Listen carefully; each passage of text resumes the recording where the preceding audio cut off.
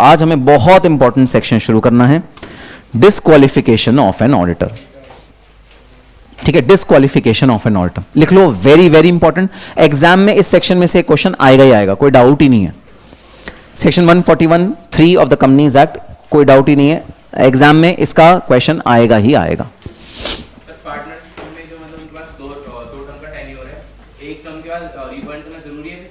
किसी और को भी ला सकते हैं, कोई टेंशन नहीं है। एक टर्म कंपलसरी है, उसके बाद किसी और को ले आओ, फॉर्म को भी चेंज कर सकते हो।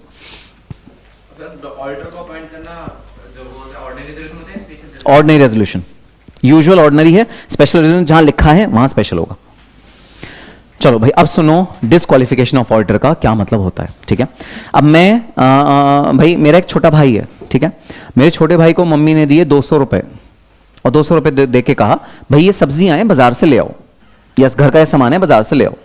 वो घर से सामान लाया, टोटल 160 बचा। कितने रुपए उसने मम्मी को वापस किए? 40 रुपीज। मम्मी थोड़ा सा कंफ्यूज हो गई। मम्मी ने कहा मैं पिछले हफ्ते ये सामान लाई थी तो 120 रुपए लगे थे, ये अब 160 कैसे लगे? मैं सिमिलर सा सामान लाई थी, और मतलब कोई बाबू कच्चा बिल देते हैं, परचूनी होते हैं ना, कच्चा बिल देते हैं, पक्का बिल तो देते भी नहीं है, तो पता भी नहीं लग सकता क्या है। तो मम्मी कहती है 130 रुपए पिछले हफ्ते लगे थे, सेम सामान के, सेम सामान था, सेम चीजें थी, सेम क्वांटिटी थी, 130 रुपए लगे थे, अभी 160 थे। मम्मी ने कहा यहां कुछ तो गड़बड़ है। मम्मी ने मुझको कहा अब सुनो भाई, मैं अब दोबारा तुम्हारे छोटे भाई को पैसे दे रही हूं, तुम साथ में जाना, सेम सामान हम ऑर्डर करेंगे, देखते हैं इस बार कितने रुपए लगेंगे। मैं अपने भाई के साथ साथ में गया, सेम सामान हमने ऑर्डर किया, बिल कितने रुपए का आया?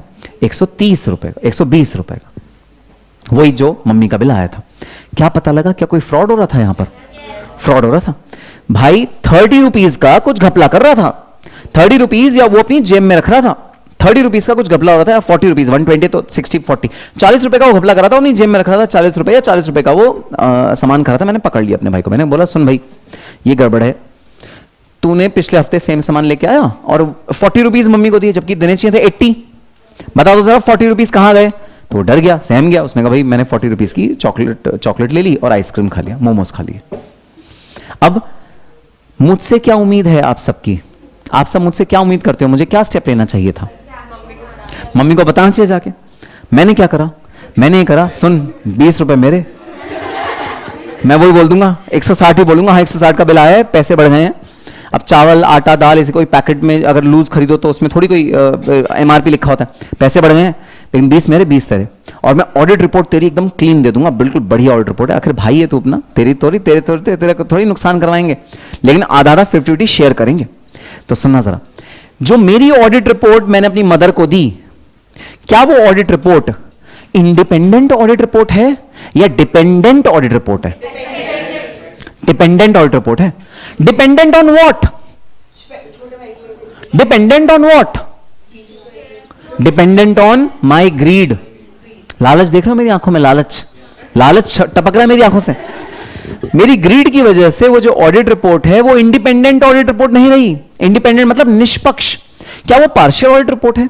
क्या वो अनबायस्ड ऑडिट रिपोर्ट है? नहीं सर, बायस्ड है, पार्शियल ऑडिट रिपोर्ट है। सर आपने फेवर किया अपने भाई का, साफ साफ नजर आ रहा है। और फेवर क्यों किया? ग्रीड की वजह से फेवर किया। फेवर क्यों किया? क्योंकि वो आपका भाई था, इस वजह से आपने फेवर किया। तो ऐसी कोई भी ऑडिट रिपोर्ट जहां पर कोई भी फेवर कोई एक दूसरे का करता है, कोई भी बायसनेस होती है, ओपिनियन देते हुए अगर किसी के सर पे प्रेशर हो, किसी तरह का दबाव हो, तो वो ओपिनियन ठीक से दे ही नहीं पाएगा। कहा जाता है डॉक्टर्स अपनी फैमिली मेंबर्स को ऑपरेशन करते हुए अपना हाथ को बड़ा मुश्किल से संभाल पाते हैं। डॉक्टर्स के बस की नहीं है, करते ही नहीं, मोस्टली डॉक्टर्स तो करते ही नहीं। वो कहते हैं अगर मेरा फैमिली मेंबर होगा, मेरी मदर होगी, मेरे फादर होंगे, मेरा भाई होगा, मैं उसको ऑपरेशन करूंगा ही नहीं।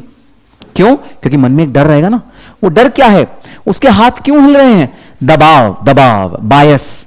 ये जो ह्यूमन ब्रेन है ना, ये बायस से भरा होता है। अपनों के लिए, जो अपने लोग हैं ना, उनके लिए बायस से भरा होता है ह्यूमन ब्रेन। इस ह्यूमन फ्लॉ को पहचानते हुए कंपनीज एक्ट ने बोला भाई कुछ ऐसे लोग हैं जिनको मैं ऑडिट करने की परमिशन नहीं दे सकता। कुछ ऐसी परिस्थितियां हैं जिन परिस्थितियों के अंदर अगर ऑडिटर फंसा हुआ है तो मैं उसे ऑडिट करने की परमिशन नहीं दे सकता। उसे बोलते हैं disqualification of an auditor. But sir 5 साल अभी खत्म नहीं हुए, 1 टेन्योर खत्म नहीं हुआ, 5 इयर्स, तो भी परमिशन नहीं दूंगा ऑडिट करने की। सर वो सीए है, क्वालिफाइड है, सीओपी भी है, उसके पास सारी एलिजिबिलिटी है, तो भी परमिशन नहीं दूंगा ऑडिट करने की। तो ये वो परिस्थितियां हैं, आपके सामने जो चार्ट है ये वो परिस्थितियां हैं या ये वो लोग हैं जिनको ऑडिट करने से रोक दिया गया, भाई आप ऑडिट नहीं कर सकते इन वाली कंपनीज का। उसका रीजन क्या है? रीजन है दिमाग पे प्रेशर। इन लोगों के दिमाग पे प्रेशर है, इस दिमाग पे प्रेशर की वजह से इन लोगों को हम कहते हैं आप ऑडिट नहीं कर सकते। समझ में आया दिमाग पे प्रेशर कब होता है? चलो अब एक एक करके ये आइटम्स देखते हैं। Number 1, body corporate. क्या होता है बॉडी कॉर्पोरेट? कभी ये वर्ड सुना है कॉर्पोरेट? कंपनी तो सुना है, कंपनी तो सुना है, बट कॉर्पोरेट नहीं सुना। कॉर्पोरेट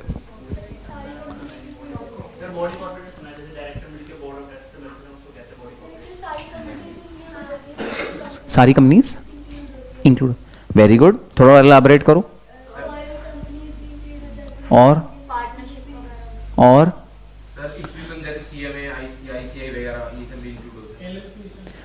तो बॉडी कॉर्पोरेट का क्या मतलब है? बॉडी कॉर्पोरेट का मतलब है companies plus any other organisation.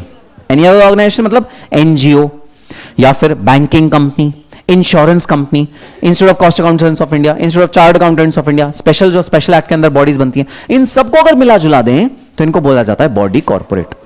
Company तो कंपनी है plus any other kind of organisation is equal to body corporate. अच्छा अब समझो, अब हम इसको फोकस करते हैं कंपनी पे। ठीक है, वर्ड यूज हुआ लॉ में बॉडी कॉर्पोरेट, बट इसका एम क्या था? कंपनी को रिस्ट्रिक्ट कर देना। अगर आप कंपनी हो तो आप ऑडिट नहीं कर सकते। सुनना क्या कहने की कोशिश करी जा रही है। मुझे ऑडिट करना है रिलायंस इंडस्ट्रीज लिमिटेड का, ठीक है, और मैं तुम सबके साथ मिलकर सीएम में हमने क्लियर कर ली, हम सबने सीएम में क्लियर कर ली, और हम सबने एक पार्टनरशिप फॉर्म बनाई और हम चले गए रिलायंस इंडस्ट्रीज लिमिटेड के पास, हमें आपको ऑडिट करना है। रिलायंस इंडस्ट्रीज लिमिटेड को ऑडिट करवाना पड़ेगा क्योंकि हम सीएज हैं, सीएमएज हैं विद अ पार्टनरशिप फॉर्म। अब सुनना, हम सबने आपस में सोचा कि क्यों ना, क्योंकि हम बहुत सारे लोग हैं ना, देखो इस रूम में कितने सारे लोग बैठे हैं, अगर सब पार्टनरशिप फॉर्म बनाएंगे बड़ा कॉम्प्लिकेटेड हो जाएगा यार, तो क्यों ना हम सब मिलकर एक प्राइवेट कंपनी बना लें। तो जब ज्यादा लोग होते हैं, जब स्टेक होल्डर ज्यादा होते हैं, तो पार्टनरशिप बनाना बड़ा इनकन्वीनियंट हो जाता है। सबके साइन लो रेजोल्यूशन पे, सबका पार्टनरशिप फॉर्म में साइन लो, कोई अपना अलग टर्म बताएगा, कोई अलग टर्म एंड कंडीशन बताएगा। बेटर ये कंपनी फॉर्म कर लेते हैं और कंपनी फॉर्म करके रिलायंस इंडस्ट्रीज लिमिटेड के पास जाते हैं कि हम आपका ऑडिट करना चाहते हैं। कंपनीज एक्ट ने बोल दिया नहीं, अगर आपको ऑडिट करना है तो पार्टनरशिप फॉर्म में ही करोगे, कंपनी बन के आप रिलायंस इंडस्ट्रीज लिमिटेड का ऑडिट नहीं कर सकते। ये क्या बात हुई भाई? कौन सा प्रेशर है मेरे सर पे? मैंने बोला ना प्रेशर है, कौन सा प्रेशर है मेरे सर पे? ये क्या बात हुई? क्यों रिस्ट्रिक्ट किया कि auditor can not be a company? Logically बताना, लॉजिकली सोच के बताना, अभी हम थियोरेटिकली नहीं पढ़ रहे।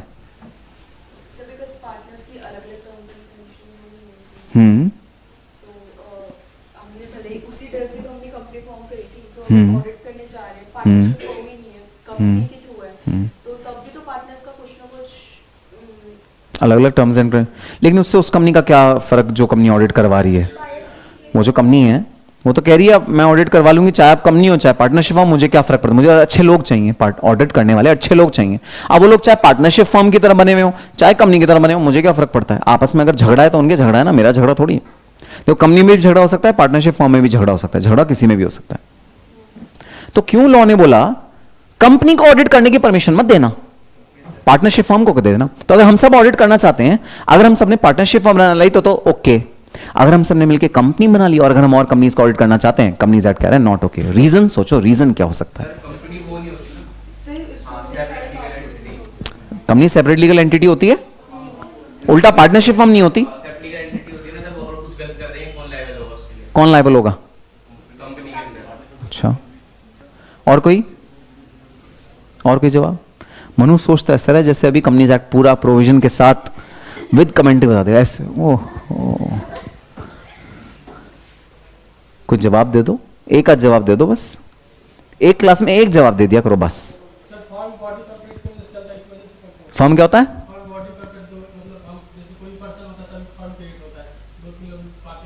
तो कंपनी में भी ऐसा ही है, कोई पर्सन होगा तो ये तो कंपनी क्रिएट होगी। करेक्ट, वो रीजन है। तो रीजन सुनना क्या है? रीजन सुनना क्या है? पार्टनरशिप फॉर्म, अगर लॉसेस हुए पार्टनरशिप फॉर्म के, क्या तुम पार्टनर्स के घर जाके उनकी अलमारी खोल के उनके पर्सनल बिलोंगिंग निकाल के उसको बेच सकते हो ताकि फर्म के लॉसेस को रिक्यूपरेट किया जा सके। कैसा हो सकता है? ऑफ कोर्स सर, लॉ कहता है जो पार्टनर के बॉडी पे 2 कपड़े बचे हैं उन 2 कपड़ों के अलावा आप सब कुछ उतार सकते हो। कुड़की बोलते हैं इसे, कुड़की। अगर मान लो पार्टनरशिप फर्म है तो उसकी अनलिमिटेड लायबिलिटी होती है। अनलिमिटेड लायबिलिटी मतलब उसके घर जाया जा सकता है, उसकी गाड़ी, घड़ी, गहने, जेवर, घर, बीवी नहीं, सारे एसेट्स को आप एक्वायर कर सकते हो। उसके घर जा, उसके पर्सनल एसेट्स भी आप लायबल कर सकते हो, उसके पर्सनल एसेट्स पे भी आप अपना होल्ड कर सकते हो। लेकिन कंपनी के केस में अगर कंपनी लॉसेस में गई तो क्या आप शेयर होल्डर्स के घर जाके उनके पर्सनल एसेट्स को बेच के कंपनी की लायबिलिटीज फुलफिल कर सकते हो? क्यों? परफेक्ट। लिमिटेड लायबिलिटी होती है। Limited to what extend? किस हद तक? शेयर होल्डिंग, जो शेयर कैपिटल इन्फ्यूज किया है ना कंपनी में, बस उतना ही लॉस हो सकता है, उससे ज्यादा नहीं हो सकता। घर जाके उनके पर्सनल बिलोंगिंग्स को आप नहीं एक्वायर कर सकते। लॉ ने बोला ऑडिट इतना क्रिटिकल फंक्शन है कि हम ऑडिटर के मन में दहशत बिठाना चाहते हैं कि अगर तुमने कोई गड़बड़ी करी तो हम तुम्हें अनलिमिटेड लायबिलिटी का दोषी पाएंगे और तुम्हारे घर तक तुम्हारे एसेट्स को नीलाम कर सकते हैं। समझ में आया लॉजिक? डर बैठेगा ना आपके दिल में कि हाँ यार मैंने अगर कुछ गलत किया, ऑडिटर के दिल में डर बैठेगा ना, अगर मैंने कुछ गलत किया तो मेरे घर आ जाएंगे, मेरे पर्सनल प्रॉपर्टी जो मैं और भी क्लाइंट से कमा रहा हूं वो भी लेके चले जाएंगे। डर बिठाने के लिए ऑडिटर के दिमाग में ऐसा बोला गया कि ऑडिटर सुनो, तुम्हारी होगी अनलिमिटेड लायबिलिटी। और अगर ऑडिटर ने बना लिया कंपनी तो उसकी लिमिटेड लायबिलिटी होगी अनलिमिटेड? लिमिटेड। बस यही रीजन है जिसकी वजह से बोला गया एक कंपनी ऑडिट नहीं कर सकती, एक कंपनी दूसरी कंपनी का ऑडिट नहीं कर सकती, एक पार्टनरशिप फर्म कर सकती है। अच्छा सुना, क्या सोल प्रोप्राइटरशिप भी कर सकती है? क्या सोल प्रोप्राइटरशिप भी कर सकती है? क्या उसकी अनलिमिटेड लायबिलिटी होती है? हाँ। क्या सोल प्रोप्राइटरशिप ऑडिट कर सकती है? हाँ। क्या उसकी अनलिमिटेड लायबिलिटी? हाँ। अब अगला क्वेश्चन बड़े ध्यान से सुनना, क्या एलएलपी भी ऑडिट कर सकती है? एलएलपी का फुल फॉर्म बता दो। क्या एलएलपी भी किसी कंपनी का ऑडिट कर सकती है? सर वर्ड आ रहा है लिमिटेड लायबिलिटी पार्टनरशिप। मतलब बता दो, मतलब इमरान बताएगा मतलब। Means what? परफेक्ट। उसमें पर्सनल एसेट सेल नहीं कर सकते, है ना? पर्सनल एसेट सेल नहीं कर सकते तो लिमिटेड लायबिलिटी है। लेकिन देखना ब्रैकेट में क्या लिखा है, एक्सेप्ट एलएलपी। एक्सेप्ट एलएलपी मतलब एलएलपी ऑडिट कर सकती है, बॉडी कॉर्पोरेट ऑडिट नहीं कर सकती, एलएलपी ऑडिट कर सकती है। अरे सर फंस गए सर, ये क्या मतलब है सर? एलएलपी की तो लिमिटेड लायबिलिटी होती है, फिर एलएलपी को कैसे परमिशन दे दी? और अगर एलएलपी को ही परमिशन दे दी तो कंपनी को भी दे देते, क्या जाता है इनका? अब तुम लोग जरा सोच के लॉजिक बताओ, एलएलपी को क्यों परमिशन दे दी ऑडिट करने की? ये पार्टनरशिप है लेकिन लिमिटेड लायबिलिटी है भाई। मेरा दिक्कत लिमिटेड लायबिलिटी का था ना कंपनी के केस में, जो मैंने उन्हें नहीं दिया। यहां भी तो वो दिक्कत मौजूद है। यहां क्यों दे दिया परमिशन? अगर वहां नहीं दिया परमिशन, यहां क्यों दे दिया परमिशन? एलएलपी को क्यों परमिशन दे दिया भाई?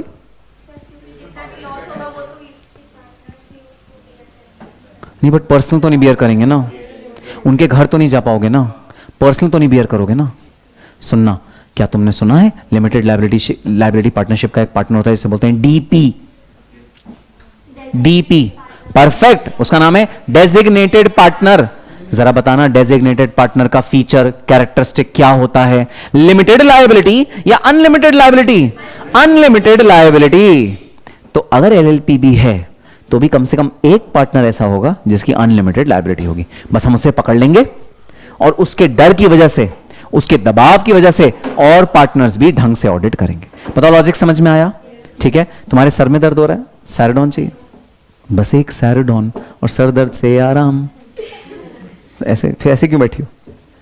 बोर हो गई? अच्छा, अभी आज की क्लास तो लंबी चलेगी। देखो आज की क्लास लंबी छोड़ी, सर ने लेट से छोड़ी ना, तो वो प्लस उस पर इंटरेस्ट। मैं लोन लेता हूं, एक तो लोन पे इंटरेस्ट भी देना पड़ेगा। जैसे सर ने लेट छोड़ा, आधा घंटा लेट छोड़ा, तो आधा घंटा उस पर इंटरेस्ट भी बियर करना पड़ेगा। वो बच्चों को बियर करना पड़ता है, समझ रहे हो ना? इमरान सर को मैंने बोल दिया। चलो नेक्स्ट, ये समझ में आया बॉडी कॉर्पोरेट को क्यों डिस्क्वालीफाई किया गया? अरे भाई सुनो, बॉडी कॉर्पोरेट कोई भी उस कंपनी का ऑडिट उसने पहले नहीं किया था तो भी अलाउ नहीं करोगे क्या? एक भी टर्म नहीं हुई बेचारी की, एक टर्म तो ऑडिट करने दो बॉडी कॉर्पोरेट को, एक टर्म तो ऑडिट करने दो। नहीं सर, बॉडी कॉर्पोरेट को एक टर्म भी हम ऑडिट नहीं करने देंगे। लॉजिक रीजन हमें समझ में आया, ठीक है। नेक्स्ट, एन ऑफिसर और employee of the company. Company का अपना ही एम्प्लॉई है, कंपनी का अपना ही ऑफिसर है। वो कहता है मैं तुम्हारा ऑडिट करता हूं, मैं तो चार्ट अकाउंटेंट भी हूं, तो ब्राइट विजन एकेडमी है, इसके ऑडिटर अपॉइंट करने हैं। मैंने इंतखाब सर को बोला, अरे मैं एम्प्लॉय हूं यहां का, आप मुझे ही ऑडिटर भी अपॉइंट कर लो, मैं तो सीए हूं, मेरी पार्टनरशिप फर्म भी है, मेरे पास पार्ट सीओ, मुझे ही एम्प्लॉय कर लो ना आप, मैं ही ऑडिट कर देता हूं। क्या इसमें कोई एतराज है तुम लोगों को? यार हद हो गई, तुम्हें मेरी एफिशिएंसी पे, मेरी काबिलियत पे शक है? मैं क्या ब्राइट विजन एकेडमी का ऑडिट नहीं कर सकता ढंग से? नहीं। क्यों? Perfect perfect perfect. अरे भाई सुनो, क्या ब्राइट विजन एकेडमी मुझे रेम्यूनरेशन पे कर रहा है अदर देन ऑडिटर फीस? कर रहा है। तो क्या मेरे दिल में एक सॉफ्ट कॉर्नर होगा ऑडिटर फीस के अलावा कि हाँ यार इस पर्सन से मुझे कुछ और भी मिल रहा है? क्या उसके जो डिसीजंस हैं, जो ब्राइट विजन के डिसीजंस हैं, वो मेरे ऊपर फुली एप्लीकेबल हैं? हाँ है। क्या वो जो कहेगा वो मुझे करना पड़ेगा? हाँ करना पड़ेगा, क्योंकि हम दोनों में रिलेशनशिप कैसा है? एम्प्लॉयर एम्प्लॉय रिलेशनशिप है। तो क्या मैं कभी भी बिना प्रेशर के ऑडिट कर पाऊंगा? नहीं कर पाऊंगा। क्या हर समय मेरे दिमाग में एक चीज नहीं रहेगी कि यार मैं ब्राइट विजन का ऑडिट कर रहा हूं, इससे मेरे को सैलरी मिलती है, मैं इसका एम्प्लॉय? क्या हर समय ये बात नहीं रहेगी? बिल्कुल रहेगी।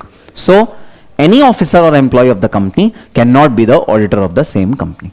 अब कंपनीज एक्ट यही नहीं रुका, बदतमीजी देखना कंपनीज एक्ट की, यही नहीं रुका, और आगे बढ़ा। और आगे क्या कहता है? हिज पार्टनर और हिज एम्प्लॉई। अरे सुनना, मैं ब्राइट विजन में वर्क करता हूं एज अ फैकल्टी, मेरी एक सीए फर्म भी है, उस सीए फर्म में एक और पार्टनर है। मैंने बोला अच्छा मैं ऑडिट नहीं कर सकता ना ब्राइट विजन एकेडमी का, मेरा जो वो पार्टनर है उसको बुला लाता हूं, वो ऑडिट कर देगा। भाई मेरी पार्टनरशिप फर्म है, मैं ब्राइट विजन में टीचर भी हूं, मैं वहां पर एम्प्लॉय भी हूं, मेरी पार्टनरशिप फर्म है, और मेरा जो पार्टनर है वो है मिस्टर ए। मैंने मिस्टर ए को बोला सुनो मिस्टर ए, मैं तो कर नहीं पा रहा क्योंकि लॉ कह रहा है मैं ब्राइट विजन का ऑडिट नहीं कर सकता, तुम कर दो। क्या एम्प्लॉय का पार्टनर ऑडिट कर सकता है? नहीं कर सकता। ऑडिट का पार्टनर भी एम्प्लॉय ऑडिट नहीं कर सकता। अब सुनो, मेरी वाइफ सीए है, अलग सीए फर्म, मेरे से कोई रिलेशनशिप नहीं है, सीए फर्म अलग, उसकी सीए फर्म अलग, मेरी सीए फर्म अलग, दोनों बिल्कुल अलग अलग हैं। मैंने अपनी वाइफ से बोला अरे तुम ब्राइट विजन का कर दो, इंतखाब सर परेशान हो रहे हैं बेचारे, एक सीए ढूंढे, तुम कर दो ऑडिट। क्या अलाउड या नॉट अलाउड? Not allowed. तो ना केवल एम्प्लॉय पे रिस्ट्रिक्शन है, बल्कि एम्प्लॉय के पार्टनर पे, एम्प्लॉय के रिलेटिव पे, एम्प्लॉय के एम्प्लॉई पे, एम्प्लॉय के कोई एम्प्लॉय है उस पे भी रिस्ट्रिक्शन है। तो डायरेक्ट और इनडायरेक्ट दोनों रिस्ट्रिक्शन कर दिए गए हैं एम्प्लॉय और ऑफिसर के ऊपर।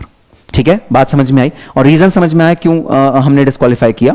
ठीक है, next, a person who holds any security or interest in any group company. अब सबसे पहले इजी सुनना, फिर मैं उसे मुश्किल मुश्किल मुश्किल करता चला जाऊंगा। ठीक है, मेरे पास शेयर्स हैं रिलायंस इंडस्ट्रीज लिमिटेड के, मैं शेयर होल्डर हूं रिलायंस इंडस्ट्रीज लिमिटेड का। पता है कितने शेयर हैं? एक शेयर में पता है परसेंटेज शेयर होल्डिंग कितनी बनेगी? 0.0000001%, बहुत मिनिस्कुअल। अरे रिलायंस इंडस्ट्रीज लिमिटेड के करोड़ों शेयर होल्डर्स हैं पूरे कंट्री में, हजारों करोड़ रुपए का कैपिटल है, उसमें से मैं कौन सा शेयर होल्डर हूं? 1.00001% का शेयर होल्डर, एक शेयर है मेरे पास। मैंने रिलायंस के मुकेश अंबानी से कहा डियर मुकेश अंबानी जी प्लीज मुझे अपनी कंपनी का ऑडिटर बना लीजिए, मैं सीए हूं, सीएम में हूं और मेरे पास पार्टनरशिप फर्म भी है, सीओपी है, क्या मेरे को अलाउड है उस कंपनी का ऑडिट करना? कंपनीज एक्ट ने कह दिया नहीं। मैं पूछ रहा हूं क्यों नहीं? रीजन, अरे एक ही तो है यार, एक ही तो है यार, 0.00001%, एक ही तो है, तो कंपनीज एक्ट ने क्यों मना कर दिया? सुनो, कंपनी के लिहाज से है 0.00001%, लेकिन मेरे लिहाज से सोचो, मेरे लिहाज से तो वो एक शेयर भी एक बहुत बड़ी इन्वेस्टमेंट है जो मैंने करी हुई है, और अगर मैं ही ऑडिट रिपोर्ट में कुछ ऐसा लिख दूं जिससे उसकी वैल्यू कम हो जाए तो क्या मेरे दिमाग में एक प्रेशर हर समय रहेगा, बायसनेस रहेगी मेरे दिमाग में? बिल्कुल रहेगी। तो कंपनीज एक्ट ने बोला अगर आपके पास एक भी शेयर है, अरे इररिस्पेक्टिव, पता है एग्जामिनर कैसे क्वेश्चन देता है? एग्जामिनर क्वेश्चन देता है mister CA Aman Malhotra is having 0.00001% holding in the company, please comment whether he is eligible to become the auditor or not. अरे कोई फर्क नहीं पड़ता 0.00001% हो, एक शेयर हो, आधा शेयर हो, कोई फर्क नहीं पड़ता। अगर कंपनी में किसी भी तरह का इंटरेस्ट है आपको हम ऑडिट नहीं करने देंगे, आप ऑडिटर नहीं बन सकते उस कंपनी के, सिंपल। चलो पहला एग्जांपल समझ में आया, अब समझना दूसरा एग्जांपल। दूसरा एग्जांपल है रिलायंस इंडस्ट्रीज लिमिटेड की एक ग्रुप कंपनी है जिसका नाम है जियो। जियो के बारे में जानते हो? वो रिलायंस इंडस्ट्रीज की ग्रुप कंपनी है। मेरे पास रिलायंस इंडस्ट्रीज लिमिटेड का एक शेयर था जिसकी परसेंटेज कितनी थी? 0.00001%। ठीक है, अब रिलायंस इंडस्ट्रीज लिमिटेड का ऑडिट नहीं, मैं जियो को ऑडिट करने में इंटरेस्टेड हूं। मैं दोबारा गया मुकेश अंबानी के पास, मुकेश अंबानी जी मुझे रिलायंस का ऑडिट तो नहीं आप दे रहे, वो तो बात समझ में आती है, आप मुझे जियो का ऑडिट दे दीजिए ना, जियो का ऑडिट कर लेता हूं मैं।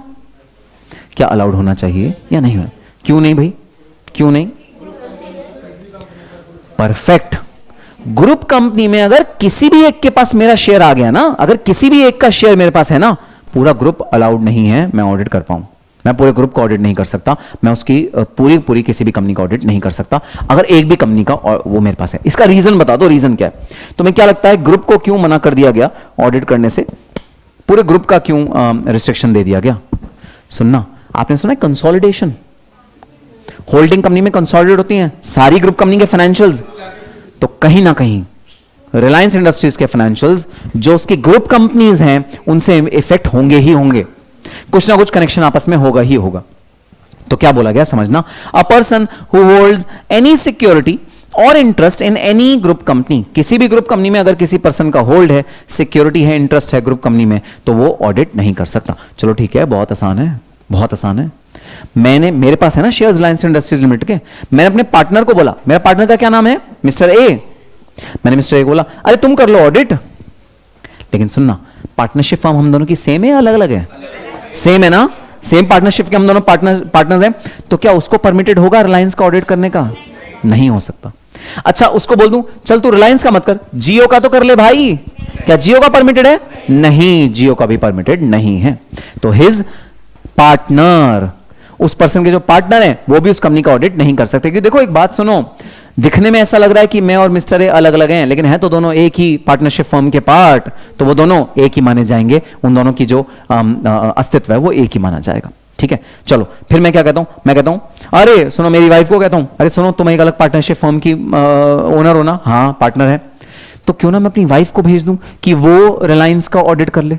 अरे वाइफ तो अलग हो गई ना, मेरे वाइफ के पास शेयर नहीं है, मेरे पास है शेयर रिलायंस इंडस्ट्रीज लिमिटेड का, मेरे पास एक शेयर है रिलायंस इंडस्ट्रीज लिमिटेड का, मेरे पास शेयर है। मैंने अपनी वाइफ को बोल दिया तुम जाके ऑडिट कर लो रिलायंस इंडस्ट्रीज लिमिटेड, वो मेरी पार्टनर नहीं है, पार्टनरशिप फॉर्म उसकी अलग है, मेरी पार्टनरशिप फॉर्म अलग है।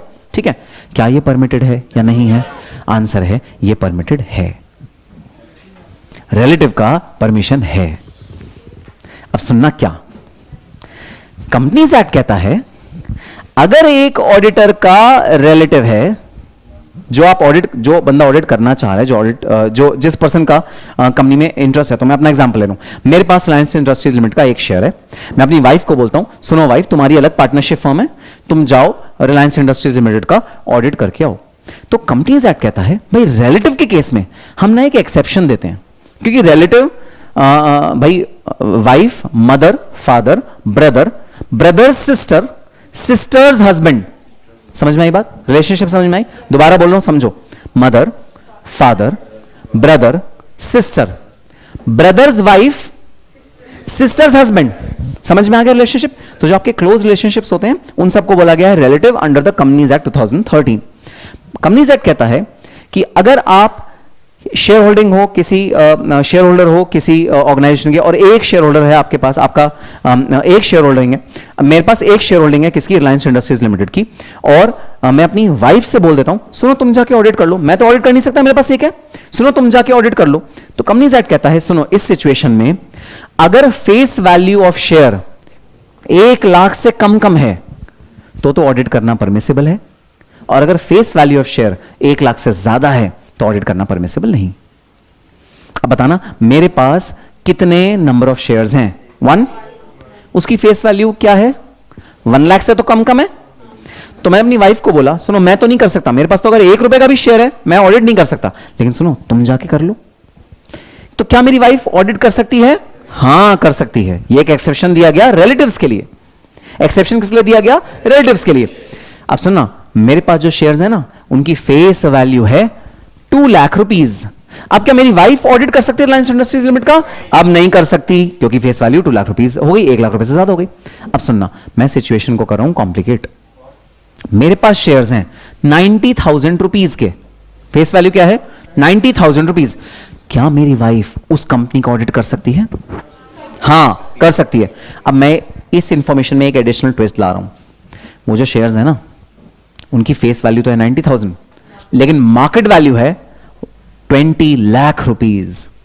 कैसा हो सकता है कि फेस वैल्यू जो है वो तो 1 लाख रुपए या 90,000 रुपए, लेकिन मार्केट वैल्यू उस शेयर की बड़ी तगड़ी हो, 20 लाख रुपए या ऐसा। हाँ, मार्केट वैल्यू हमेशा ज्यादा होती है फेस वैल्यू से, ऑलवेज। अब बताओ, अब तो मेरा जो होल्डिंग है कंपनी में वो 20 लाख रुपए का हो गया।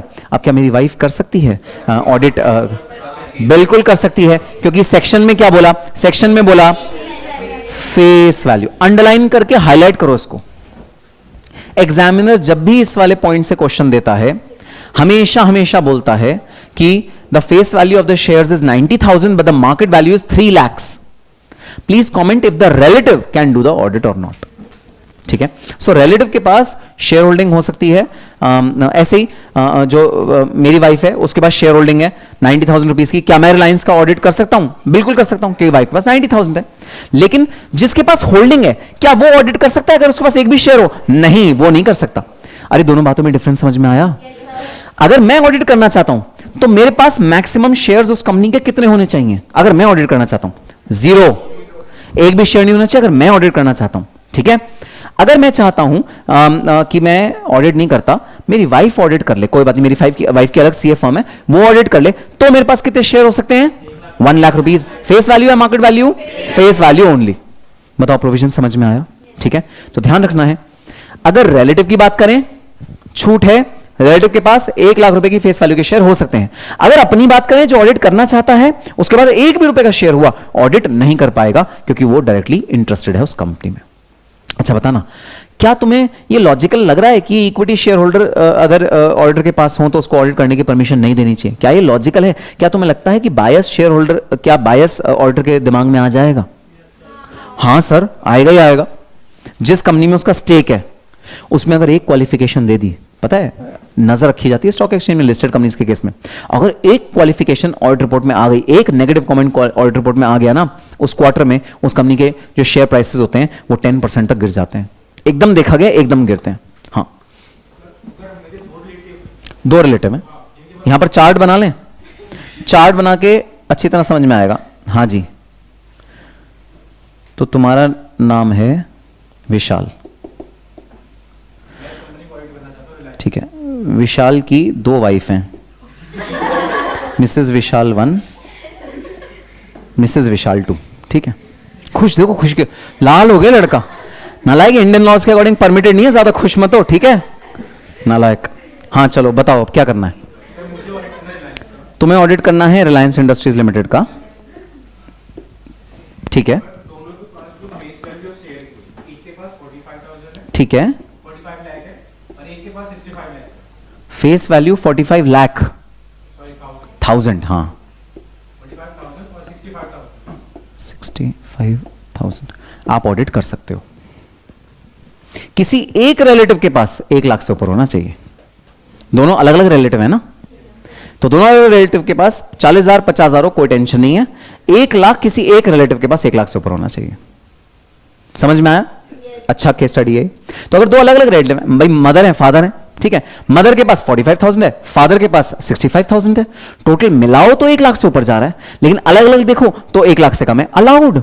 हर एक रिलेटिव आपका, हर एक रिलेटिव मतलब mother father brother brother sister sisters husband, इन सब के पास 90,000 90,000 90,000 90,000 90,000 है, कोई टेंशन नहीं है, कोई टेंशन नहीं है।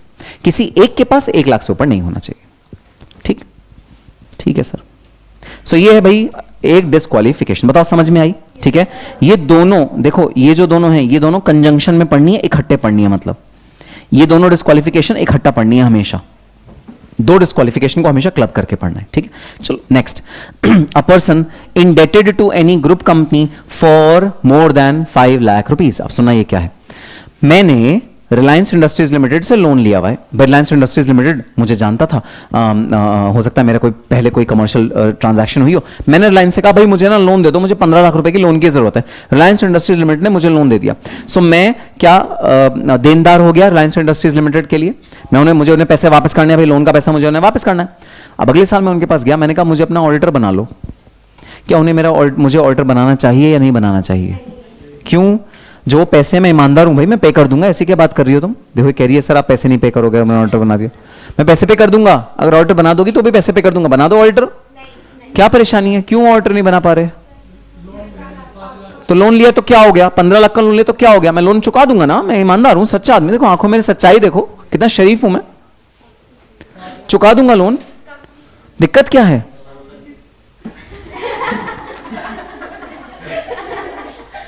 मैं वहां हूं,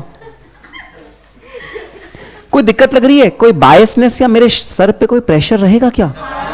ऑफ कोर्स सर, आपने किसी से भी उधार लिया हो, अनलेस एंड अनटिल आप मनु भारद्वाज हो, आपके सर पे हमेशा प्रेशर रहेगा कि मुझे रीपे करना है, मुझे उसको रीपे करना है, मुझे उससे पैसा वापस करना है।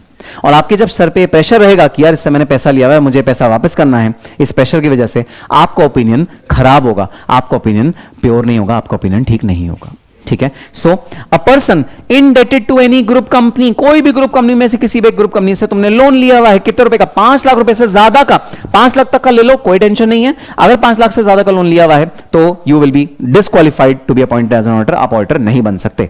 और a person who has given guarantee or security on behalf of group company, एक ऐसा पर्सन है जिसने ग्रुप कंपनी के बिहाफ पे गारंटी दी है। सुनना, रिलायंस इंडस्ट्रीज लिमिटेड गई आईसीआईसीआई बैंक, उन्होंने कहा भाई हमें लोन चाहिए 1 करोड़ रुपए का, तो आईसीआईसीआई बैंक ने रिलायंस इंडस्ट्रीज लिमिटेड को बोला नहीं भी नहीं, आपकी ऑलरेडी क्रेडिट लिमिट खत्म हो गई है, आप ज्यादा लोन नहीं ले सकते। रिलायंस इंडस्ट्रीज लिमिटेड ने कहा मुझे तो चाहिए, बताओ क्या तरीका है। तो आईसीआईसीआई बैंक ने कहा आप कोई गारंटर ले आओ जो गारंटी कर दे कि अगर आप ना पे करो तो वो पे कर देगा। रिलायंस इंडस्ट्रीज लिमिटेड मुझे अप्रोच किया, मैं उनका ऑडिटर था। रिलायंस इंडस्ट्रीज लिमिटेड ने कहा अरे भाई आप भी एक रेप्यूटेड पर्सन हो, आप प्लीज गारंटी दे दो मेरे बिहाफ पे। मैंने गारंटी दे दी। तो अब जो लायबिलिटी टू रीपे है वो क्या सिर्फ रिलायंस इंडस्ट्रीज लिमिटेड की है या ऑन द डिफॉल्ट मेरी भी है? अगेन मेरी भी लायबिलिटी आ गई कि मैं जब भी अगर रिलायंस ने डिफॉल्ट किया तो मुझे रीपे करना पड़ेगा, मैं गारंटर बन गया। अब बताओ क्या मैं ऑडिटर रहूं या ना रहूं इस कंपनी में? अरे रख लो, क्यों, क्या परेशानी है? वो तो जब रिलायंस डिफॉल्ट करेगा तब मेरा लायबिलिटी आएगी, अभी थोड़ी है। क्या परेशानी है तुमको? क्या प्रेशर है? डिफॉल्ट कर देगा तो तब मैं दूंगा ना, अभी तो डिफॉल्ट नहीं कर रहा ना, तो क्या प्रेशर क्या है? परफेक्ट परफेक्ट, ये प्रेशर है मेरे ऊपर। पता है क्या प्रेशर ये है? ऑडिट रिपोर्ट में जैसे ही मैं कोई क्वालिफिकेशन लिख रहा हूंगा मेरे हाथ ऐसे ऐसे कांप रहे होंगे, क्योंकि जैसे ये क्वालिफिकेशन ऑडिट रिपोर्ट में आ गई मार्केट वैल्यू गिरेगी, जैसे गिरेगी डिफॉल्ट का चांस बढ़ेगा, जैसे डिफॉल्ट का चांस बढ़ेगा मेरी लायबिलिटी आ जाएगी। तो ऑडिट रिपोर्ट में जब भी मैं ऑडिट ओपिनियन लिख रहा हूंगा मेरे हाथ कांपेंगे, मेरे सर पे बायस रहेगा अगर मैं गारंटर हूं उस कंपनी का। तो सो कंपनीज एक्ट ने साफ साफ कह दिया 1 लाख रुपए से ज्यादा की गारंटी अगर आपने दी हुई है आप ऑडिटर नहीं हो सकते उस कंपनी के। अच्छा सुनो, 1 साल के लिए बना दो, अगले साल में चला जाऊंगा छोड़ के। 1 साल के लिए बना दो, नहीं आधे साल के लिए भी नहीं, कुछ भी नहीं करके आप नहीं बन सकते, एक टेन्योर भी आप वहां पर नहीं स्पेंड कर सकते। ठीक है, so you can not be the auditor of that company. Next, a person और firm having business relationship with any group company, एक पर्सन और फर्म जिसका कोई भी बिजनेस रिलेशनशिप है ग्रुप कंपनी में। अब ये देखना बिजनेस रिलेशनशिप क्या होता है। बिजनेस रिलेशनशिप का मतलब है commercial transaction other than permissible professional services, transaction normal course of business or of the company at arm's length price. अब सुनना भाई, भाई मेरा मैं ऑडिट करना चाहता हूं ब्राइट विजन एकेडमी का। ठीक है, अज्यूम करो मैं यहाँ का एम्प्लॉय नहीं हूं, मैं यहाँ का ऑफिसर नहीं हूं, मैं तो इंडिपेंडेंटली कभी कभी यहाँ पर आ जाता हूँ, कोई गेस्ट लेक्चर ले लिया, कभी गेस्ट लेक्चर लेके मैंने भाई अपना रिटेनरशिप वाले पैसे लिए, घर चला गया, मैं गेस्ट लेक्चर बन गया, मैं एम्प्लॉय नहीं हूं यहाँ का, मैं ऑडिट करना चाहता हूं यहाँ का।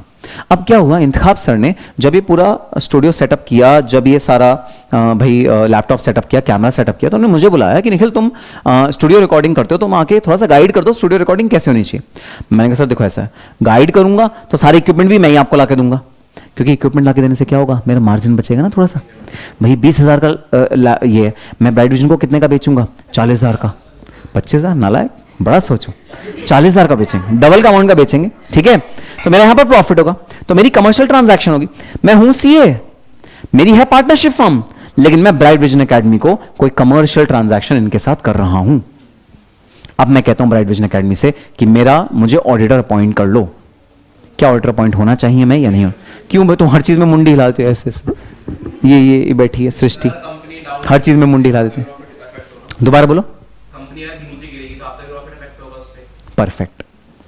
ये काम करने से एक कंपनी को उनको लैपटॉप सप्लाई करने से, डिजिटल बोर्ड सप्लाई करने से, ये कैमरा वैमरा सप्लाई करने से मेरा ऑफिस ऑफ प्रॉफिट उस कंपनी में आ गया।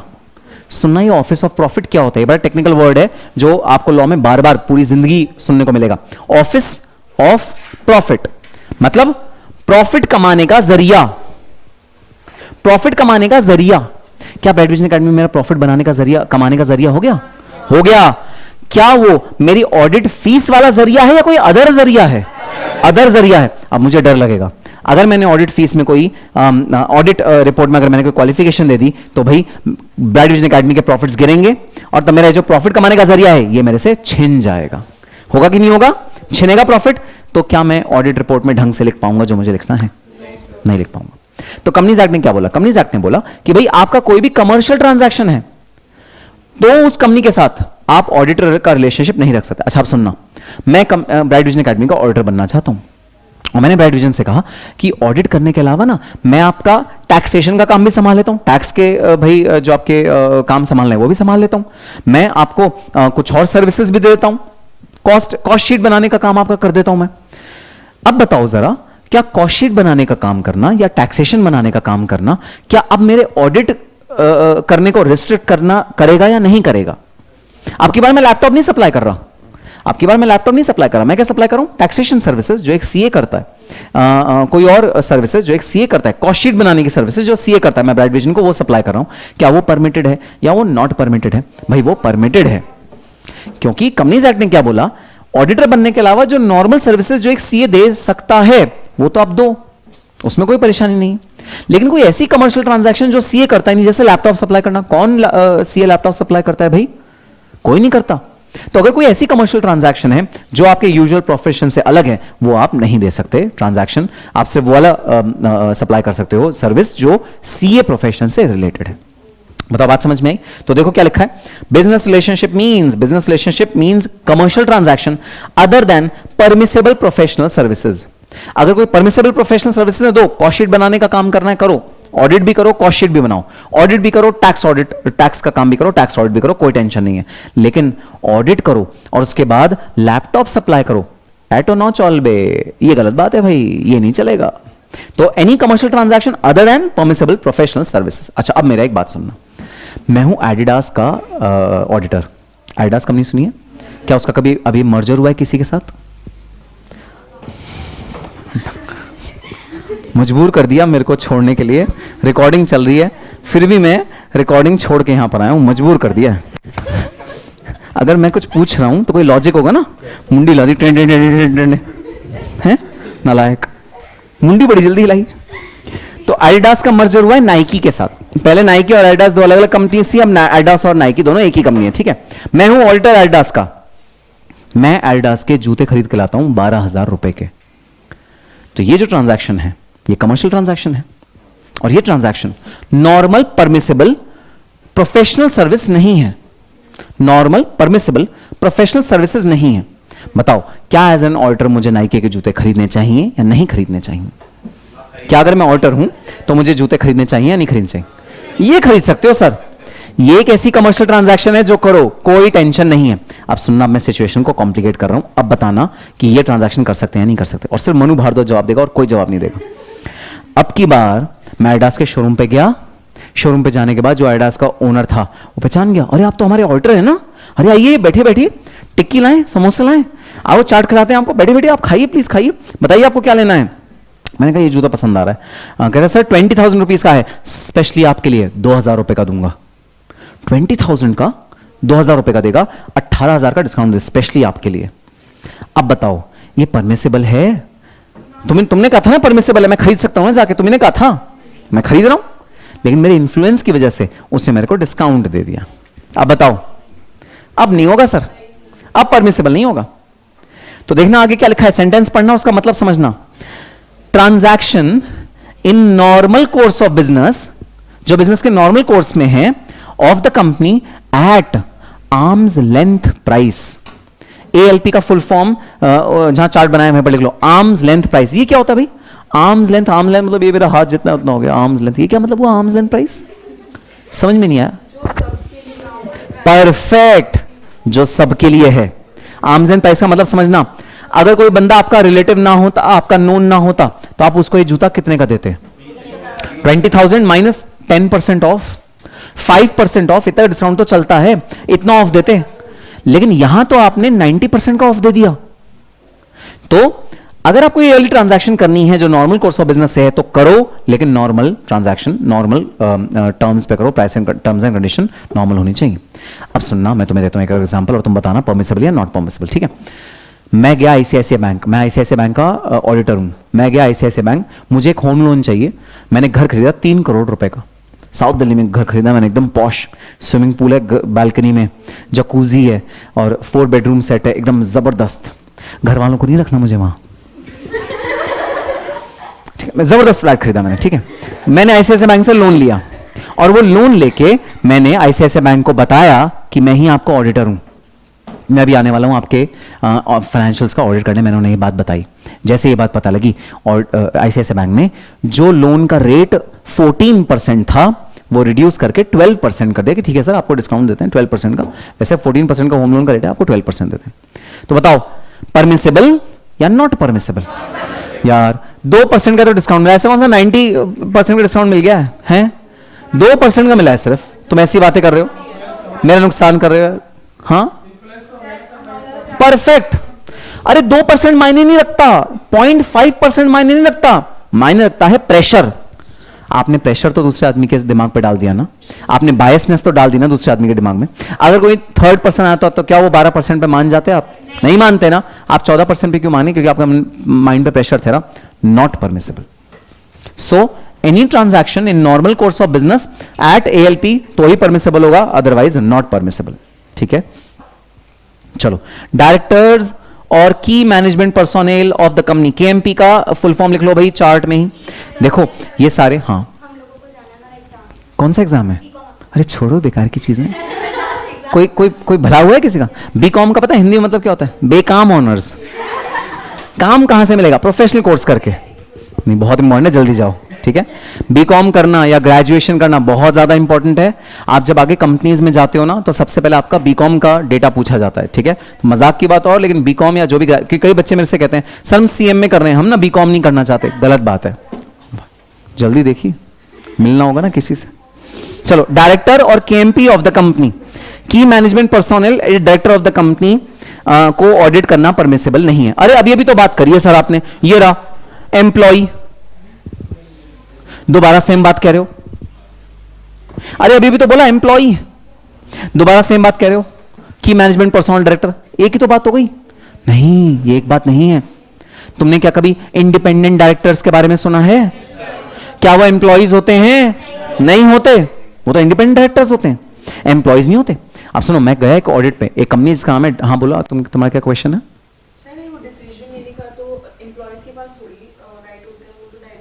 डिसीजन तो लेने का तो नहीं होता, लेकिन फिर भी अगर आप एम्प्लॉय तो आप ऑडिटर तो नहीं बन सकते ना।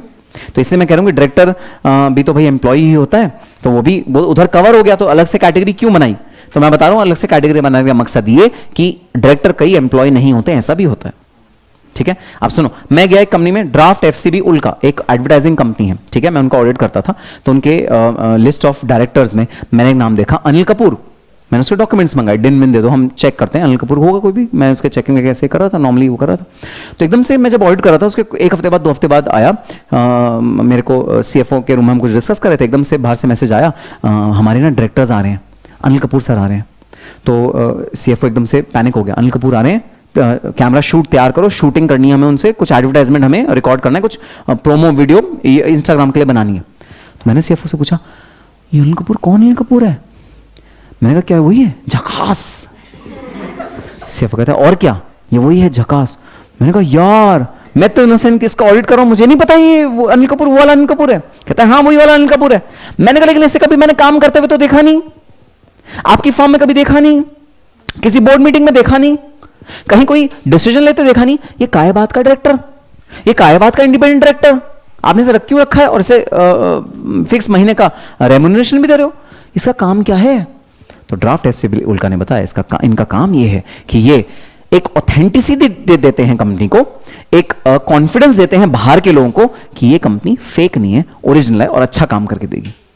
तो जो ट्रस्ट है किसी और कंपनी को ट्रस्ट आ जाता है जब वो कहते हैं कि अनिल कपूर हमारे साथ जुड़े हुए हैं। कैसा ट्रस्ट तुम लोगों को आता है? हाँ सर, हम लोगों को भी आता है। जब कोई हम एडवर्टाइजमेंट देखते हैं, जब देखते हैं कोई बहुत बड़ा पर्सन उसको एडवर्टाइज कर रहा है, तो हमें ट्रस्ट, थोड़ा सा ट्रस्ट जरूर है। हालांकि हम जब खरीदेंगे तो ही पता लगेगा क्वालिटी का, लेकिन थोड़े लेवल तो ट्रस्ट आता है। So these are the independent directors. तो क्या इंडिपेंडेंट डायरेक्टर्स या की मैनेजमेंट पर्सोनल उस कंपनी के ऑडिटर हो सकते हैं? नहीं हो सकते। जिस कंपनी वो डायरेक्टर्स हैं, उनके रिलेटिव्स हो सकते हैं? नहीं, उनके रिलेटिव्स भी नहीं हो सकते जिस कंपनी को डायरेक्टर्स हैं। तो डायरेक्टर्स और केएमपी ऑफ द कंपनी और relatives are not permitted to be auditors of that particular company. ठीक है, next, a person who is in full time employment elsewhere. अगर कोई पर्सन जॉब कर रहा है कहीं और वो भी फुल टाइम, एक पर्सन जो जॉब कर रहा है कहीं और वो भी फुल टाइम। आप सुनना, मैं तुम्हें बताता हूं एक सीक्वेंस। जैसे ही तुम सीएम में क्लियर कर लोगे, तुमने सीएम में फाइनल क्लियर किया, ठीक है, उसके बाद तुम्हें दो में से एक चीज चूज करनी पड़ेगी। या तो तुम कुछ चूज करो जॉब, कि मैं जॉब करना चाहता हूं, कैंपस है, कैंपस में वेदांता आती है, आईटीसी आती है, बड़ी बड़ी कंपनीज आती हैं सीएमए के कैंपस में, मैं जॉब करूंगा। दूसरा है प्रैक्टिस। प्रैक्टिस के लिए तुम्हें लेना पड़ेगा सर्टिफिकेट ऑफ प्रैक्टिस। इसका क्या मतलब होता है? तुम जॉब नहीं करोगे, तुम अपनी पार्टनरशिप फर्म खोलोगे और किसी और का ऑडिट करने जाओगे, इंडिपेंडेंट सर्विसेज प्रोवाइड करोगे। ठीक है, दोनों में से आपको एक चॉइस करनी पड़ेगी। आप जो चूज करोगे आप वही काम कर सकते हो। तो सुनना, अगर मैंने जॉब चूज किया है तो क्या मैं ऑडिट कर सकता हूं किसी भी फर्म का? नहीं कर सकता। तो अ person who is in full time employment elsewhere, जो कहीं और फुल टाइम एम्प्लॉयमेंट में है, वो ऑडिटर नहीं हो सकता। सर बट क्या ये ऑब्वियस नहीं है कि अगर मैंने सीओपी लिया है तो मैं सीओपी नहीं लिया, अगर मैं जॉब कर रहा हूं तो मैं ऑडिट नहीं कर सकता? भाई ऑब्वियस तो है, लेकिन कंपनीज एक्ट ने फिर भी सेफ साइड के लिए बोल दिया कि अगर तुम जॉब कर रहे हो तो ऑडिट मत करना, अगर ऑडिट कर रहे हो तो जॉब मत करना। दोनों में से एक ही चीज कर सकते हो, क्योंकि आपका समय, हमारे पास, हम लोगों के पास समय जो है लिमिटेड होता है ना। अगर 8 घंटे 10 घंटे आपने जॉब कर लिया, पूरा वहां एफर्ट आपने लगा दिया, आपने अपना समय वहां लगा दिया, आपको कहां समय ऑडिट करने का? और ऑडिट तो एक ऐसी चीज है जो जितना हमें समय मिलता है ना ऑडिट करने का, उतने में भी पूरा नहीं होता। इतना बड़ी चीज है ऑडिट। ऊपर से आप जॉब भी कर रहे हो और ऑडिट भी कर रहे हो, अरे आपकी एफिशिएंसी रिड्यूस हो जाएगी, ऑडिट आप ढंग से कर ही नहीं पाओगे। हाँ बोलो। दोनों, स्टैट्यूटरी ऑडिट भी, कॉस्ट ऑडिट भी, सेक्रेटरियल ऑडिट भी, तीनों ऑडिट। ठीक है, सो अगर आप कहीं और एम्प्लॉयमेंट में हो तो आप ऑडिट नहीं कर सकते। Then next, a person who already holds audit of 20 companies. अब सुनना भाई, जो हमारी सोसाइटी का ना एक नियम है, नियम सुनना क्या है, जो रिच हैं वो रिच होते रहते हैं और जो पुअर हैं वो पुअर होते रहते हैं। ये हमारी सोसाइटी का नहीं, पूरे वर्ल्ड में जितनी भी इकोनॉमीज हैं उसमें ये कांस्टेंट रूल चलता है कि जो रिच हैं वो और रिच होते जाते हैं और जो पुअर हैं वो और पुअर होते जाते हैं, क्योंकि रिच के पास जब एक बार पावर ऑफ मनी आ जाता है तो मनी को मल्टीप्लाई करके और रिच और रिच और रिच और रिच और रिच होते चले जाते हैं। इससे क्या होता है? डिस्पैरिटी ऑफ इनकम आ जाता है इकोनॉमी में। जब भी डिस्पैरिटी ऑफ इनकम आता है इकोनॉमी में तो गवर्नमेंट को दखल अंदाजी करनी पड़ती है और जो पुअर हैं उनको रिजर्वेशन देनी पड़ती है। मैं इकोनॉमिक्स समझा रहा हूं, समझ में आ रहा है कुछ? फिर जब पुअर आदमी को इंसेंटिव दिया जाता है, रिजर्वेशन दिया जाता है, तो उसे रिच के इक्वल लाके खड़ा किया जाता है ताकि ये डिस्पैरिटी कम हो। सेम काम होता है प्रोफेशनल्स के साथ। एक प्रोफेशनल है जो कॉस्ट ऑडिटर है या फाइनेंशियल ऑडिटर है, अगर वही सारे ऑडिट लेता रहेगा तो बाकियों के लिए क्या बचेगा? बाकी सब खाली बैठेंगे। तो कंपनीज एक्ट ने कहा भाई जैसे government of India national economy में डिस्पैरिटी ऑफ इनकम को कंट्रोल करता है, हम भी यहां पर ऑडिट में कंट्रोल करेंगे। हम लोग एक रिस्ट्रिक्शन करेंगे, अ person who already holds audit of 20 companies, 20 company से ज्यादा हम किसी को ऑडिट करने की परमिशन नहीं देंगे। और फिर एक और बात बताओ ना, एक पर्सन के पास समय भी तो लिमिटेड होता है। तुमने ऑडिट ले लिया 100 कंपनी के, तुम इतने सारे ऑडिट करोगे कैसे? कहीं ना कहीं फिर इग्नोर करोगे, कहीं ना कहीं फिर गड़बड़ करोगे। भाई मेरे बस की नहीं है दोनों ग्रुप देना, लेकिन मैं कह रहा हूं मैं दोनों ग्रुप ही दूंगा। समय है नहीं, जून में कितना समय बचा है? कुछ महीने बचे हैं, लेकिन मुझे 14 फरवरी तो पूरी सेलिब्रेट करनी है। वो तो वीक मेरा पढ़ाई थोड़ी है, अभी पढ़ाई थोड़ी करता है, क्लास में आता है, पढ़ाई थोड़ी करता है शाम को जाके, तभी तो यहां उबासियां ले रहा है इतनी देर से। रात भर ही क्या करता है ये पढ़ाई। तो समय तो लिमिटेड है ना हर किसी के पास। तो कंपनीज एक्ट ने कहा क्योंकि हर एक पर्सन के पास लिमिटेड समय है, 20 कंपनी से ज्यादा एक पर्सन ऑडिट नहीं कर सकता। सर इसका मतलब ये, अगर 3 पर्सन है, एक पार्टनरशिप फॉर्म में 3 पर्सन हो सकते हैं, mister A, mister B, mister C, तो तीनों मिला के कितना करेंगे? 60 पर पर्सन है ना, 20 की लिमिट। 20 पर पर्सन, ठीक है। तो अगर 3 पार्टनरशिप पार्टनर्स हैं तो उनकी लिमिट कितनी हो गई? 60, 20 20 20। अब एक और बात सुनना जरा, एक और बात सुनना, दोबारा सुनना। एक पार्टनरशिप फर्म है, पार्टनरशिप फर्म में 3 पार्टनर्स हैं, उनकी लिमिट क्या हो गई? 2 ऑप्शन दे रहा हूं, दोनों ऑप्शन में से एक चूज कर लेना। 60 ऑप्शन ए, ऑप्शन 2 20 20 20। अरे एक ही तो बात है, सब मजे क्यों ले रहे हो? एक ही तो बात है, 60 बोलो चाहे 20 20 20 बोलो, एक ही तो बात है। बताना एक ही बात है, अलग अलग बात है? अलग अलग बात है। 60 अलग बात, 20 20 20 अलग बात। कोई समझा दो दोनों में बात में फर्क क्या है? परफेक्ट। अरे भाई 20 20 20 का मतलब है मिस्टर ए 20 करेंगे, मिस्टर बी 20 करेंगे, मिस्टर सी 20 करेंगे। अगर तुमने बोल दिया 60, एक पार्टनरशिप फॉर्म में 60 है, तो मिस्टर ए ही 60 करेंगे, बी और सी खाली बैठे होंगे, या मिस्टर ए 40 कर रहे होंगे, बाकी दोनों 10 10 कर होंगे ना। एक पार्टनर को 20 ही करना है। तो जो लिमिट है ना वो है 20 20 20 एंड नॉट 60। सृष्टि बात समझ में आई? ये जो ड्राइंग बना रही हो घर जाके बना लेना। और वैसे भी तो ग्रीटिंग कार्ड पे बनेगी ना, इस पेपर पे बनेगी तो फायदा नहीं है। कार्ड पे बना के भेजोगी वो रेड कलर से, फिर उसमें चमकीली लगाओगी, स्टार्स लगाओगी, घर जाके करना, कोई तो होगा। समझ में आई 20 20 20 या 60 में फर्क? तो आगे से कभी 20 20 20 बोलोगे या 60 बोलोगे? 20 20। तो पर पार्टनर 20 का लिमिट है मैक्सिमम, जो ऑडिट का लिमिट है पार्टनरशिप फर्म का, पर पार्टनर 20 का लिमिट। कभी भी 60 मत बोलना, कभी भी 40 मत बोलना, कभी भी एक्यूमुलेटेड मत बोलना, हमेशा बोलना 20 पर partner which is equal to in all 40 audits या 60 ऑडिट्स। ऐसे पूरा स्टेटमेंट लिखना है एग्जाम में जब भी लिख के आओ।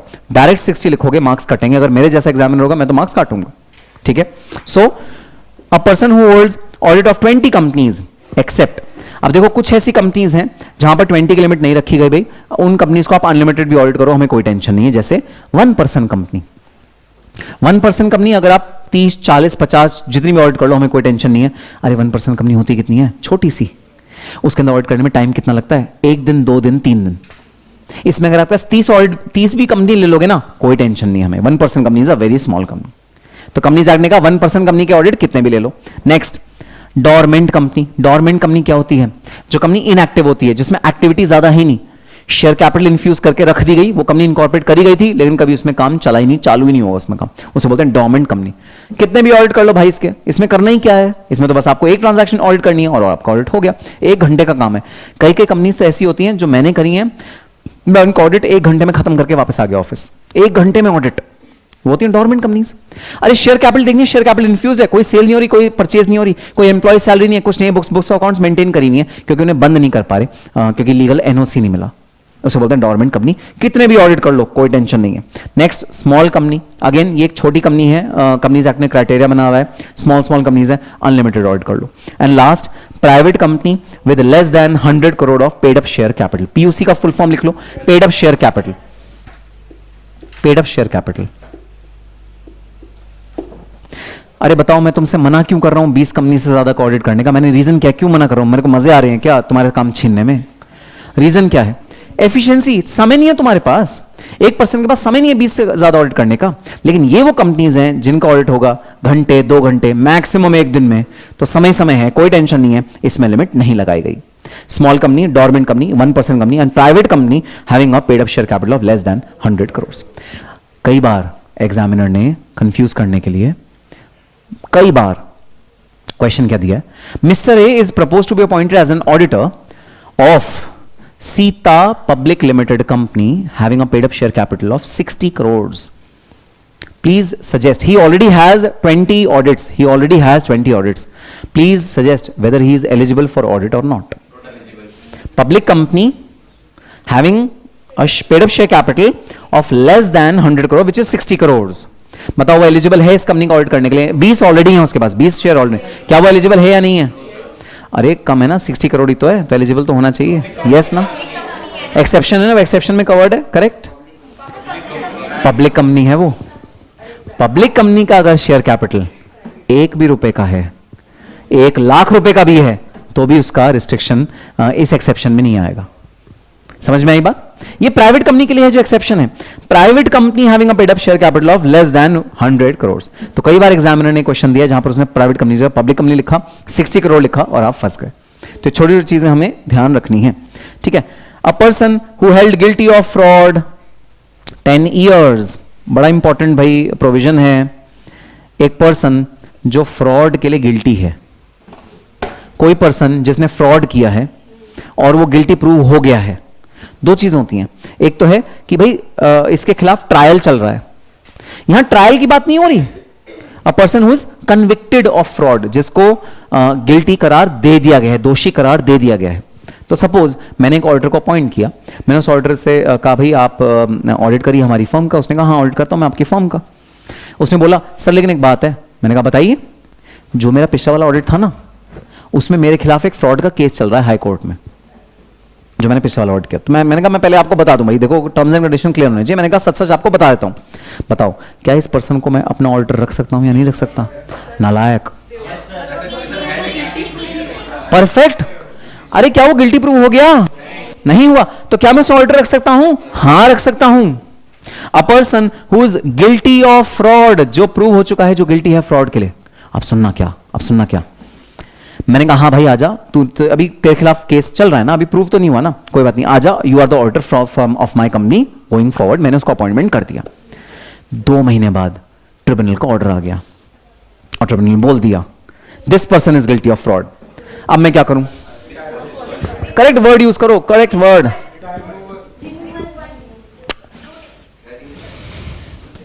करेक्ट वर्ड यूज करो, रिमूवल नालायक। करेक्ट वर्ड यूज करो, कैजुअल वैकेंसी। 3 केस थे ना कैजुअल वैकेंसी के, कौन कौन से थे? Death, disqualification, resignation. ये केस कौन से वाले में फॉल कर रहा है? डिस्क्वालिफिकेशन। डिस्क्वालीफाई हो रहा है ना भाई, वो था हमारा ऑडिटर, 5 साल तक हमने उसे कमिट किया था हमसे ऑडिटर रखेंगे, लेकिन in the mid of the term पता लगा उसके खिलाफ एक फ्रॉड का केस गिल्टी करार हो गया, तो वो डिस्क्वालीफाइड हो गया, जिसकी वजह से पता लगा कि वो कैजुअल वैकेंसी अराइज हो गई। यही है कैजुअल वैकेंसी। समझ में आई बात? अच्छा अब सुनो, इस साल तो मैंने उसे नहीं अपॉइंट किया, 2 साल बाद अपॉइंट कर सकता हूं क्या? कितने साल तक वो रिस्ट्रिक्ट हो गया? 10 साल तक वो रिस्ट्रिक्ट हो गया। 10 साल तक वो ऑडिटर नहीं हो सकता। 10 साल तक एक पर्सन जिसको फ्रॉड जिसने कमिट किया ना, किसी और कंपनी में किया, हमारी कंपनी के लिए वो 10 साल तक वो पर्सन ऑडिटर की तरह नहीं अपॉइंट हो सकता। So person held guilty, held guilty भाई ट्रायल चल रहा है, वो हेल्ड गिल्टी नहीं है, प्लीज ध्यान रखना। ऑल ओवर इंडिया, बिल्कुल बिल्कुल बिल्कुल ऑल ओवर इंडिया की कंपनी के लिए, जो हमने ट्रिब्यूनल में जैसे पढ़ा था। बाहर की कंपनी तो वैसे ही नहीं कर सकता कि बाहर की कंपनी ऑडिट करने के लिए आपको वहां का अकाउंटेंट होना पड़ेगा। एक चार्ट अकाउंटेंट या कॉस्ट अकाउंटेंट इंडिया का ऑडिट कर सकता है। आप ऑस्ट्रेलिया जाओ तो वहां पर सीपीए करके एक डिग्री होती है, यूएस जाओगे सीपीए करके एक डिग्री होती है, सीपीए लो तो वहां का ऑडिट करोगे, ठीक है। लेकिन आपने तो इंडिया की डिग्री ली हुई है, तो आप ऑडिट तो इंडिया के करने के लिए एलिजिबल हो, बाहर का करने के लिए तो एलिजिबल ही नहीं हो, ठीक है। So a person held guilty of fraud for 10 years and last is provider of specialised services that is restricted services. अच्छा एक बात बताओ, अगली क्लास में टेस्ट है, इससे इतनी तेज नींद आ रही है ना, उसे अभी सो जाएगा यहीं पर। क्या कर रहे थे रात को? क्यों तबीयत क्यों ठीक नहीं है? फीवर कैसे हुआ? ठंड में किसी की बालकनी के नीचे खड़े हुए इंतजार करते हुए, फिर उसका भाई आ गया और उस भाई ने क्या किया? मारा। मारा कौन बोला? अच्छा चलो, कुछ चाहिए? कोई डिस्प्रिन, डिस्प्रिन नीचे रखिए, डिस्प्रिन क्रोसिन कुछ चाहिए तो ले लो नीचे से। सही तो नहीं लग रहा। बाल वाले बाबा जी को बीमार कर दोगे तुम?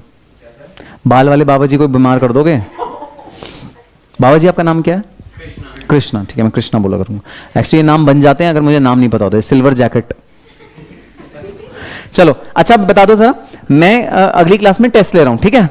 मनु छुट्टी नहीं लेनी, ऑडिट का ही, मैं कोई कॉस्टिंग का तो लूंगा नहीं जब मैं ऑडिट ही कर रहा हूं तो। नेक्स्ट क्लास में टेस्ट है कंपनी ऑडिट का, इस सेक्शन तक का टेस्ट है आपका अगली क्लास में। आप सबको पढ़ के आना है, टर्म्स एंड कंडीशन सुन लेना टेस्ट के। आपको जो टेस्ट देना है वो टेस्ट क्लास के अंदर बैठ के देंगे, मैं आपको क्वेश्चन पेपर दूंगा, आप उसमें टेस्ट दोगे, ठीक है। Immediately after the test is over मैं आपको आंसर शीट दूंगा, आपको अपना ही टेस्ट चेक करना है और फिर मुझे आंसर शीट वापस कर देनी है, अपने टेस्ट के मार्क्स बता दें। लेकिन टेस्ट चेक आप खुद ही करोगे अपना टेस्ट। तो बता देना कि इमरान के कितने मार्क्स आएंगे उस टेस्ट में अगर 50 मार्क्स का टेस्ट है तो। इमरान के कितने मार्क्स आएंगे अगर 50 मार्क्स का टेस्ट है तो? 51। वो कहेगा 1 नंबर तो मैं हैंडराइटिंग का दूंगा ना, अपने मेरी हैंडराइटिंग इतनी खूबसूरत है, 1 नंबर तो मैं हैंडराइटिंग का दूंगा। तो मेरा कहने का मतलब यह है, क्या अगर आप कभी अपने ही टेस्ट को चेक करोगे, क्या आप उसमें गलतियां निकाल सकते हो? कोई नहीं निकाल सकता। 1-2 निकाल सकते हो, लेकिन जितनी सारी निकलनी चाहिए सारी कभी नहीं निकाल पाओगे, बिल्कुल भी नहीं हो सकता। जो काम मैंने खुद किया है, मैं अगर उसमें चाहूं भी तो भी गलतियां नहीं निकाल सकता, क्योंकि हमारा जो ह्यूमन ब्रेन है, ऐसा नहीं कि मैं गलत कर रहा हूं, ऐसा नहीं कि मेरे मन में कुछ अपराध है, लेकिन ह्यूमन टेंडेंसी है भाई, मेरा दिमाग मेरी गलतियों को पकड़ने के सक्षम है ही नहीं। ह्यूमन ब्रेन, ह्यूमन अपने ही गलतियों को पकड़ने के सक्षम है ही नहीं, दूसरी गलतियों को पकड़ने का बड़ा सक्षम है। अभी एकदम पकड़ लोगे किसी दूसरी गलती करी, अरे ऐसे नहीं ऐसे है, क्या कर रही है तू, पागल है, ये कैसे कर रही है, उसका व्हाट्सएप आया अभी मत रिप्लाई कर, वेट कर थोड़ा, तू एकदम रिप्लाई कर देती है, पागल है क्या? तुम्हें क्या पता उसके रिलेशनशिप में क्या चल रहा है, तुम्हें उसको एडवाइस दे रही हो कि नहीं अभी मत कर रिप्लाई, थोड़ा वेट करके करा कर, थोड़ा तड़प नहीं दिया कर, इमीडिएटली रिप्लाई करने से ऐसे ना लड़के को भाव बहुत बढ़ जाते हैं। तुम्हें क्या मतलब है भैया, या तुम्हें कैसे पता वो क्या किस सिचुएशन में? तो आप कभी भी अपनी गलती नहीं निकाल सकते, दूसरे की गलती निकालने में हर आदमी नंबर 1 होता है। तो कंपनीज एक्ट ने बोला, आप अगर ऑडिटर हो तो कभी भी ऐसा मत करो कि आप अपने ही काम का ऑडिट कर रहे हो। कैसे? आप ही उसी कंपनी में जाके बुक्स ऑफ अकाउंट्स बनाया आपने, हाँ जी ब्रांच अकाउंटिंग करेंगे आज हम, independent branch, dependent branch, independent branch के 2 अकाउंट बनेंगे, ऐसा अकाउंटिंग इंतखाब सर आपको पूरे याद आ गए अकाउंट बनाते हुए, आपने फुल अकाउंट बना दिए। फिर आप साल के एंड में आए और आपने कहा अरे अकाउंट बन गए, फिर आपने खुद ही को जवाब दिया हाँ सर बन गए। तो ऑडिट कर लें उसका, हाँ सर कर लेते हैं, क्योंकि अकाउंटेंट भी आप हो, ऑडिटर भी आप हो, तो जवाब भी आप ही दे रहे हो, क्वेश्चन भी आप ही पूछ रहे हो। तो बताना ऐसी सिचुएशन में क्या आप ढंग से ऑडिट कर पाओगे? जब अकाउंट्स आप ही बना के गए हो 6 महीना पहले, तो क्या आप ऑडिट ढंग से कर पाओगे? नहीं कर सकते। इसलिए सबसे पहला रिस्ट्रिक्शन जो कंपनीज एक्ट ने दिया, अगर आप बुक्स ऑफ अकाउंट्स बनाते हो, विशाल बुक्स ऑफ अकाउंट्स बनाने का क्या मतलब होता है? अकाउंट्स बनाना, अरे डेबिट क्रेडिट लिखना, अकाउंट्स में वाउचर डालना, अकाउंट्स में एंट्री डालना कि this account debit to this account, ये होता है अकाउंटिंग एंट्री बनाना। अगर आप या आपकी टीम अकाउंट्स बना के गई है किसी क्लाइंट का, तो वो ऑडिट नहीं कर सकती। अगर वो ऑडिट करेगी कभी भी गलतियां अपनी नहीं पकड़ पाएगी। एक तो ह्यूमन नेचर है कि गलती नहीं पकड़ पाओगे, दूसरा अगर गलती दिख भी गई तो आप किस मुंह से कहोगे कि मैंने गलती करी थी, इसे ठीक करो भाई, नहीं कर पाओगे। सो रिस्ट्रिक्टेड सर्विसेज हैं, कुछ ऐसी सर्विसेज हैं जो ऑडिटर को नहीं परफॉर्म करनी, जिसमें नंबर एक अकाउंटिंग और बुक कीपिंग। अरे वर्ड सुना है बुक कीपिंग, कभी ये वर्ड सुना है? बुक कीपिंग, इसका क्या मतलब होता है? बुक्स ऑफ अकाउंट्स मेंटेन करना, जिसका मतलब अकाउंटिंग एंट्रीज डालना, ट्रायल बैलेंस को टैली करना, बैलेंस शीट बनाना, प्रॉफिट एंड लॉस अकाउंट बनाना, कैश फ्लो बनाना, ये सब है बुक कीपिंग। तो क्या अगर मैं ऑडिटर हूं तो मैं बुक कीपिंग कर सकता हूं? नहीं कर सकता। Second, internal audit. अब समझना इंटरनल ऑडिट क्या होता है। इससे पहले कि स्टैट्यूटरी ऑडिटर ऑर्गेनाइजेशन में आए, कंपनी अपना एक बोर्ड ऑफ डायरेक्टर अपना एक ऑडिटर पकड़ के लाती है कि क्यों ना हम पहले खुद अपना ऑडिट कर लें, इसे बोलते हैं internal audit. Board of directors कई बार अपने ही एम्प्लॉयज को चूज कर लेते हैं ऑडिट करने के लिए। इंटरनल ऑडिट करने में कोई रिस्ट्रिक्शन नहीं होती कि हम अपने एम्प्लॉयज से नहीं करवाएं, हम अपने एम्प्लॉयज से भी करवा सकते हैं इंटरनल ऑडिट। तो अब सुनना, अगर मैं एक ऐसी सीए फर्म हूं जो किसी कंपनी का अभी इंटरनल ऑडिट करके आई हूं, क्या मैं सीए फर्म में क्या उसको वापस जाके स्टैट्यूटरी ऑडिट अगर मैं करूंगा तो क्या मैं गलतियां पकड़ पाऊंगा? क्यों नहीं पकड़ पाऊंगा भी? तब मैं इंटरनल ऑडिटर था, मैं स्टैट्यूटरी ऑडिटर हूं।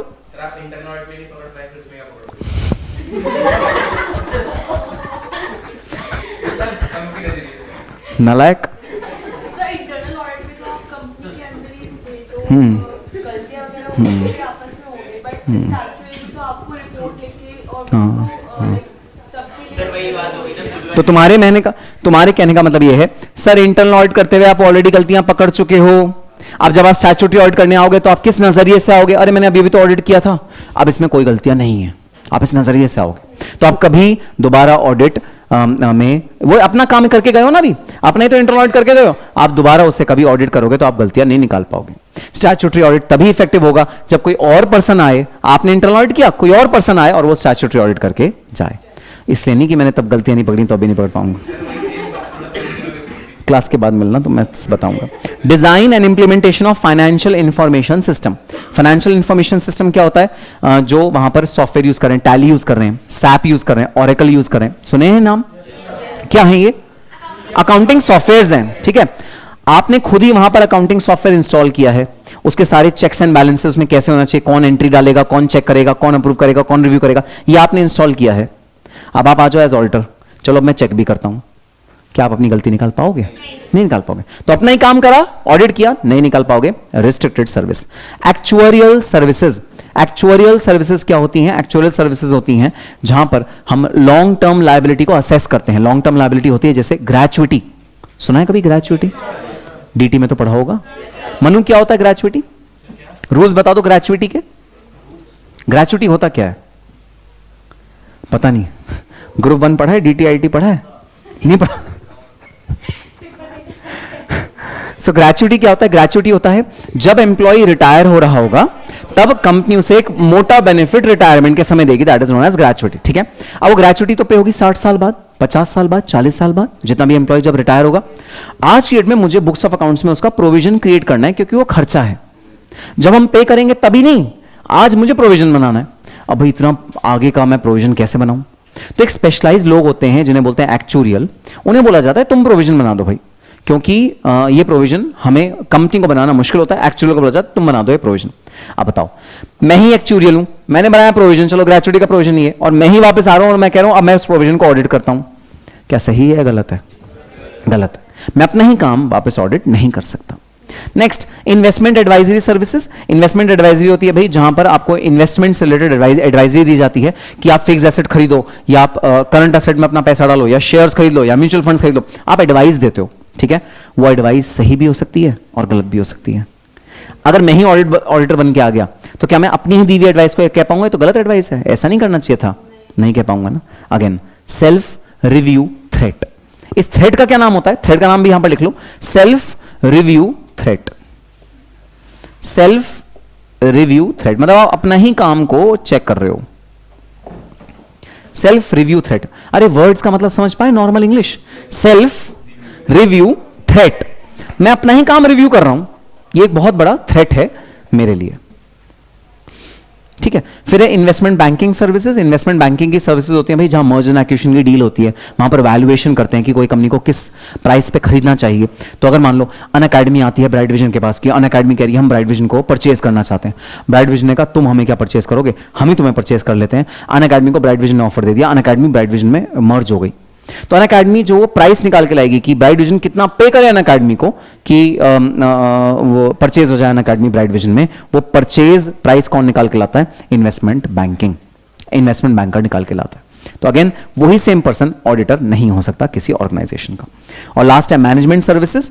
अगर कोई भी management services, management related services, जैसे मैनेजमेंट किस तरह बनानी चाहिए भाई, एमडी है, एमडी के नीचे प्रोडक्शन हेड होना चाहिए, एचआर हेड होना चाहिए, फाइनेंस हेड होना चाहिए, उसके नीचे डिफरेंट वर्टिकल्स होने चाहिए, ये एडवाइस ऑडिटर नहीं कर सकता। क्योंकि अगर ये एडवाइस ऑडिटर करेगा तो फिर वो जब चेक करने आएगा किस चीज को चेक करेगा? तो मैनेजमेंट सर्विसेज, कोई भी मैनेजमेंट रिलेटेड सर्विसेज ऑडिटर नहीं कर सकता।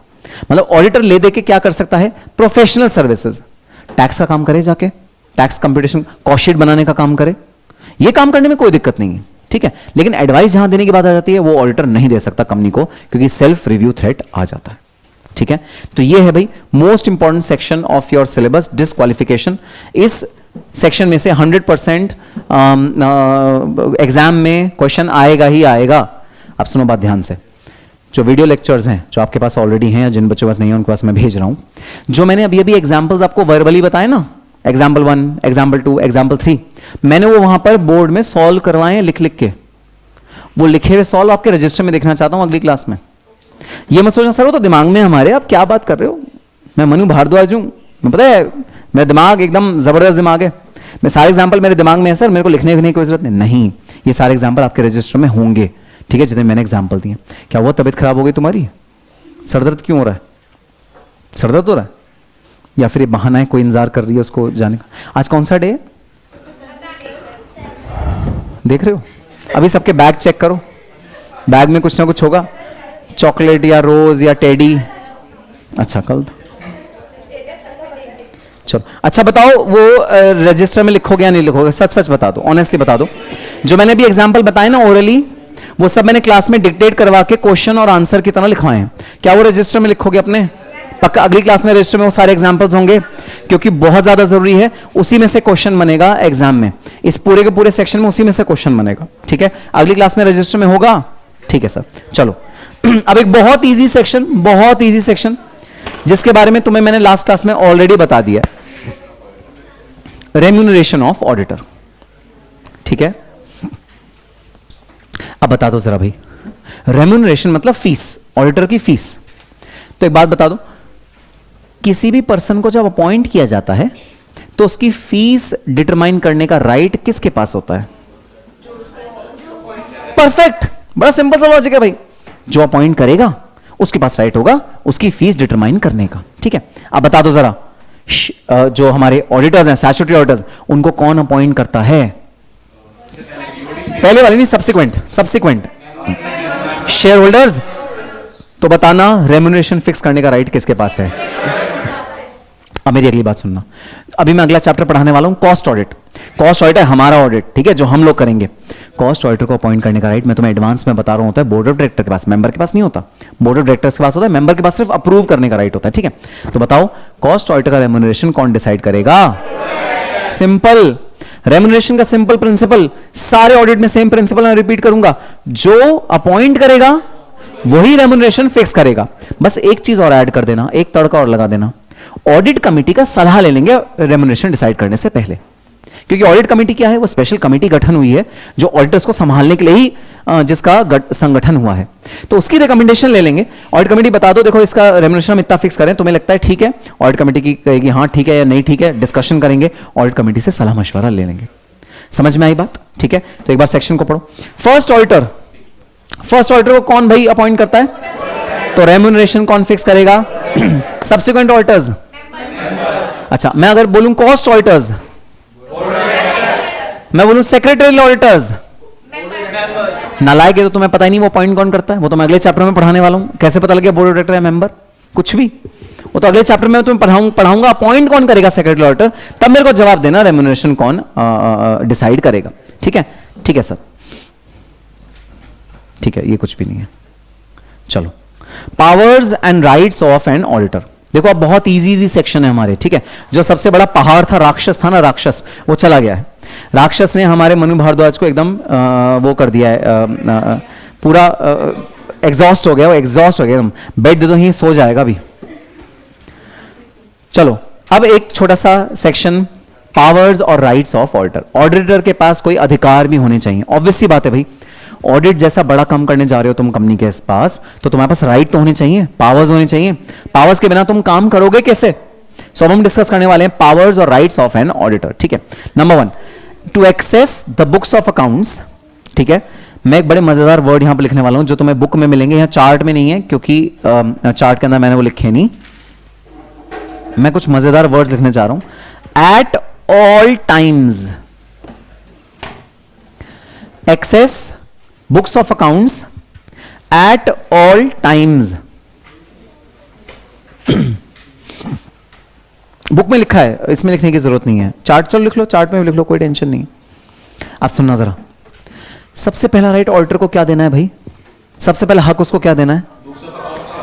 ऑडिट किसका करोगे? बुक्स ऑफ अकाउंट्स का करोगे, तो सबसे पहली चीज ऑडिटर को क्या थमानी है? Books of accounts. तो सबसे पहला राइट ऑडिटर के पास क्या है? बुक्स ऑफ अकाउंट्स हासिल करने का। अब लॉ ने ना एक चीज लिख दी, at all times. At all time मतलब हर समय बुक्स ऑफ अकाउंट्स का एक्सेस ऑडिटर के पास होना चाहिए। ये मत करना कि आधे घंटे के लिए एक्सेस दिया और फिर विड्रॉ कर लिया, अरे देख लिया तुमने, देख लिया, बस अब देख लिया, ऑडिट करो, हम नहीं दिखा रहे। और ऐसा नहीं हो सकता भाई। तो सेक्शन किस तरह बना? सेक्शन इस तरह बना कि भाई access to books of accounts to the auditor at all times, मतलब हर समय बुक्स ऑफ अकाउंट्स खोल के रखो ऑडिटर के सामने। ऑडिटर साहब आप कभी भी इनको देख सकते हो, जो डॉक्यूमेंट चाहिए ले सकते हो, फोटोकॉपी कराना है कराओ, कॉपी करना है करो, जो करना है करो। बुक्स ऑफ अकाउंट्स का और जो एक्सेस होना चाहिए वो एट ऑल टाइम्स होना चाहिए। एट ऑल टाइम्स का सिग्निफिकेंस समझे? अगर ये ना होते ना वर्ड्स, तो कंपनी पता है क्या करती? आधा घंटे के लिए बुक्स ऑफ अकाउंट्स दिखाती, फिर विड्रॉ कर लेती, बस दिखा दिया, अब करो ऑडिट, अब करो ऑडिट। सो इस चीज को बचाने के लिए ऑडिटर को बोला गया आपके पास एक्सेस है एट ऑल टाइम्स। ऑडिटर्स ने इसका किया मिसयूज। ऑडिटर ने कहा, विशाल ने कहा, विशाल रात को 1 बजे ऑडिटर सीएफओ के घर में गया। ऑडिटर विशाल है हमारा ऑडिटर, सीएफओ के घर में गया, दरवाजा खटखड़ा, सीएफओ दरवाजा खोलो, सीएफओ सो रहा है बीवी बच्चों के साथ खरांटे लेके। कहता है कौन आ गया? विशाल कह रहा है मैं आपका ऑर्डर हूं, दरवाजा खोलो, मुझे बुक्स ऑफ अकाउंट्स दे दो जरा। तो सीएफओ कह रहा है ये समय है बुक्स ऑफ अकाउंट्स मांगने का? तो विशाल कह रहा है तुमने पढ़ा नहीं कंपनीज एक्ट में क्या लिखा है? Eight all times. तो क्या 2 बजे टाइम नहीं होता? चुपचाप बुक्स ऑफ अकाउंट्स दो। अब इसका ये मिस इंटरप्रिटेशन ना हो जाए इस वजह से लॉ ने इसको रिस्ट्रिक्ट किया, या लॉ ने इसको थोड़ा सा कर्टेल किया, लॉ ने इसका एक बेटर इंटरप्रिटेशन निकाला। तो सुनना इसका बेटर इंटरप्रिटेशन क्या है, एट ऑल टाइम्स का बेटर इंटरप्रिटेशन क्या है? During business hours.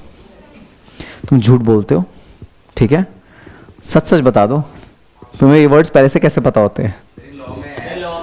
अच्छा, फिर ठीक है, फिर ठीक है। So at business hours only, at office hours only, तो मतलब जो 8 घंटे होते हैं ना बिजनेस के, आप उसी में बुक्स ऑफ अकाउंट्स एक्सेस कर सकते हो। और एक और चीज है भाई, केप्ट एट रजिस्टर्ड ऑफिस और एल्सवेयर। बताना सीएफओ के घर में कोई फाइनेंशियल स्टेटमेंट्स रखे होते हैं क्या? बुक्स ऑफ अकाउंट्स रखी हुई होती है? नहीं। कहां रखी होती हैं? ऑफिस में। तो वैसे भी आप सीएफओ के घर नहीं जा सकते इसको मांगने के लिए। अब एक बात बता दो जरा, एक कंपनी है दिल्ली में लोकेटेड, उसकी एक ब्रांच है ग्वालियर, एक ब्रांच है मध्य प्रदेश में कहीं और, एक ब्रांच है चेन्नई, एक ब्रांच है मुंबई, एक ब्रांच है कोलकाता। हर एक के बुक्स ऑफ अकाउंट्स अलग अलग ब्रांच में बनते हैं, अलग अलग ब्रांच में रखे हैं। तो क्या ऑडिटर के पास राइट है कि वो दिल्ली से फ्लाइट पकड़े सीधा चेन्नई जाए और चेन्नई के ब्रांच ऑफिस में जाके वहां बुक्स ऑफ अकाउंट्स को हासिल करे? क्या ये राइट है? हाँ, बिल्कुल राइट है। क्यों? क्या लिखा है? एट रजिस्टर्ड ऑफिस और एल्सवेयर। चाहे जहां भी पूरे इंडिया में जहां भी बुक्स ऑफ अकाउंट्स रखी होंगी, ऑडिटर के पास राइट है बुक्स ऑफ अकाउंट्स को एक्सेस करने का। सुनो भाई, आज के जमाने में, मॉडर्न जमाने में यह सेक्शन रिडंडेंट हो गया है। इस सेक्शन की कोई कीमत नहीं बची, ये सेक्शन बेकार हो गया आज के जमाने में। रीजन बता दो क्यों? परफेक्ट। अरे आज कौन बही खाते बनाता है? आज कौन बुक्स ऑफ अकाउंट्स राइटिंग में रखता है? आजकल तो बुक्स ऑफ अकाउंट्स सबके कंप्यूटर पे होते हैं। ब्रांच के भी जो अकाउंट्स होते हैं ना, वो सब हेड ऑफिस के कंप्यूटर पे होते हैं। और इसका पता है स्टोरेज कहां होता है? क्लाउड में। क्लाउड जानते हो क्या होता है? कह रही है बादल।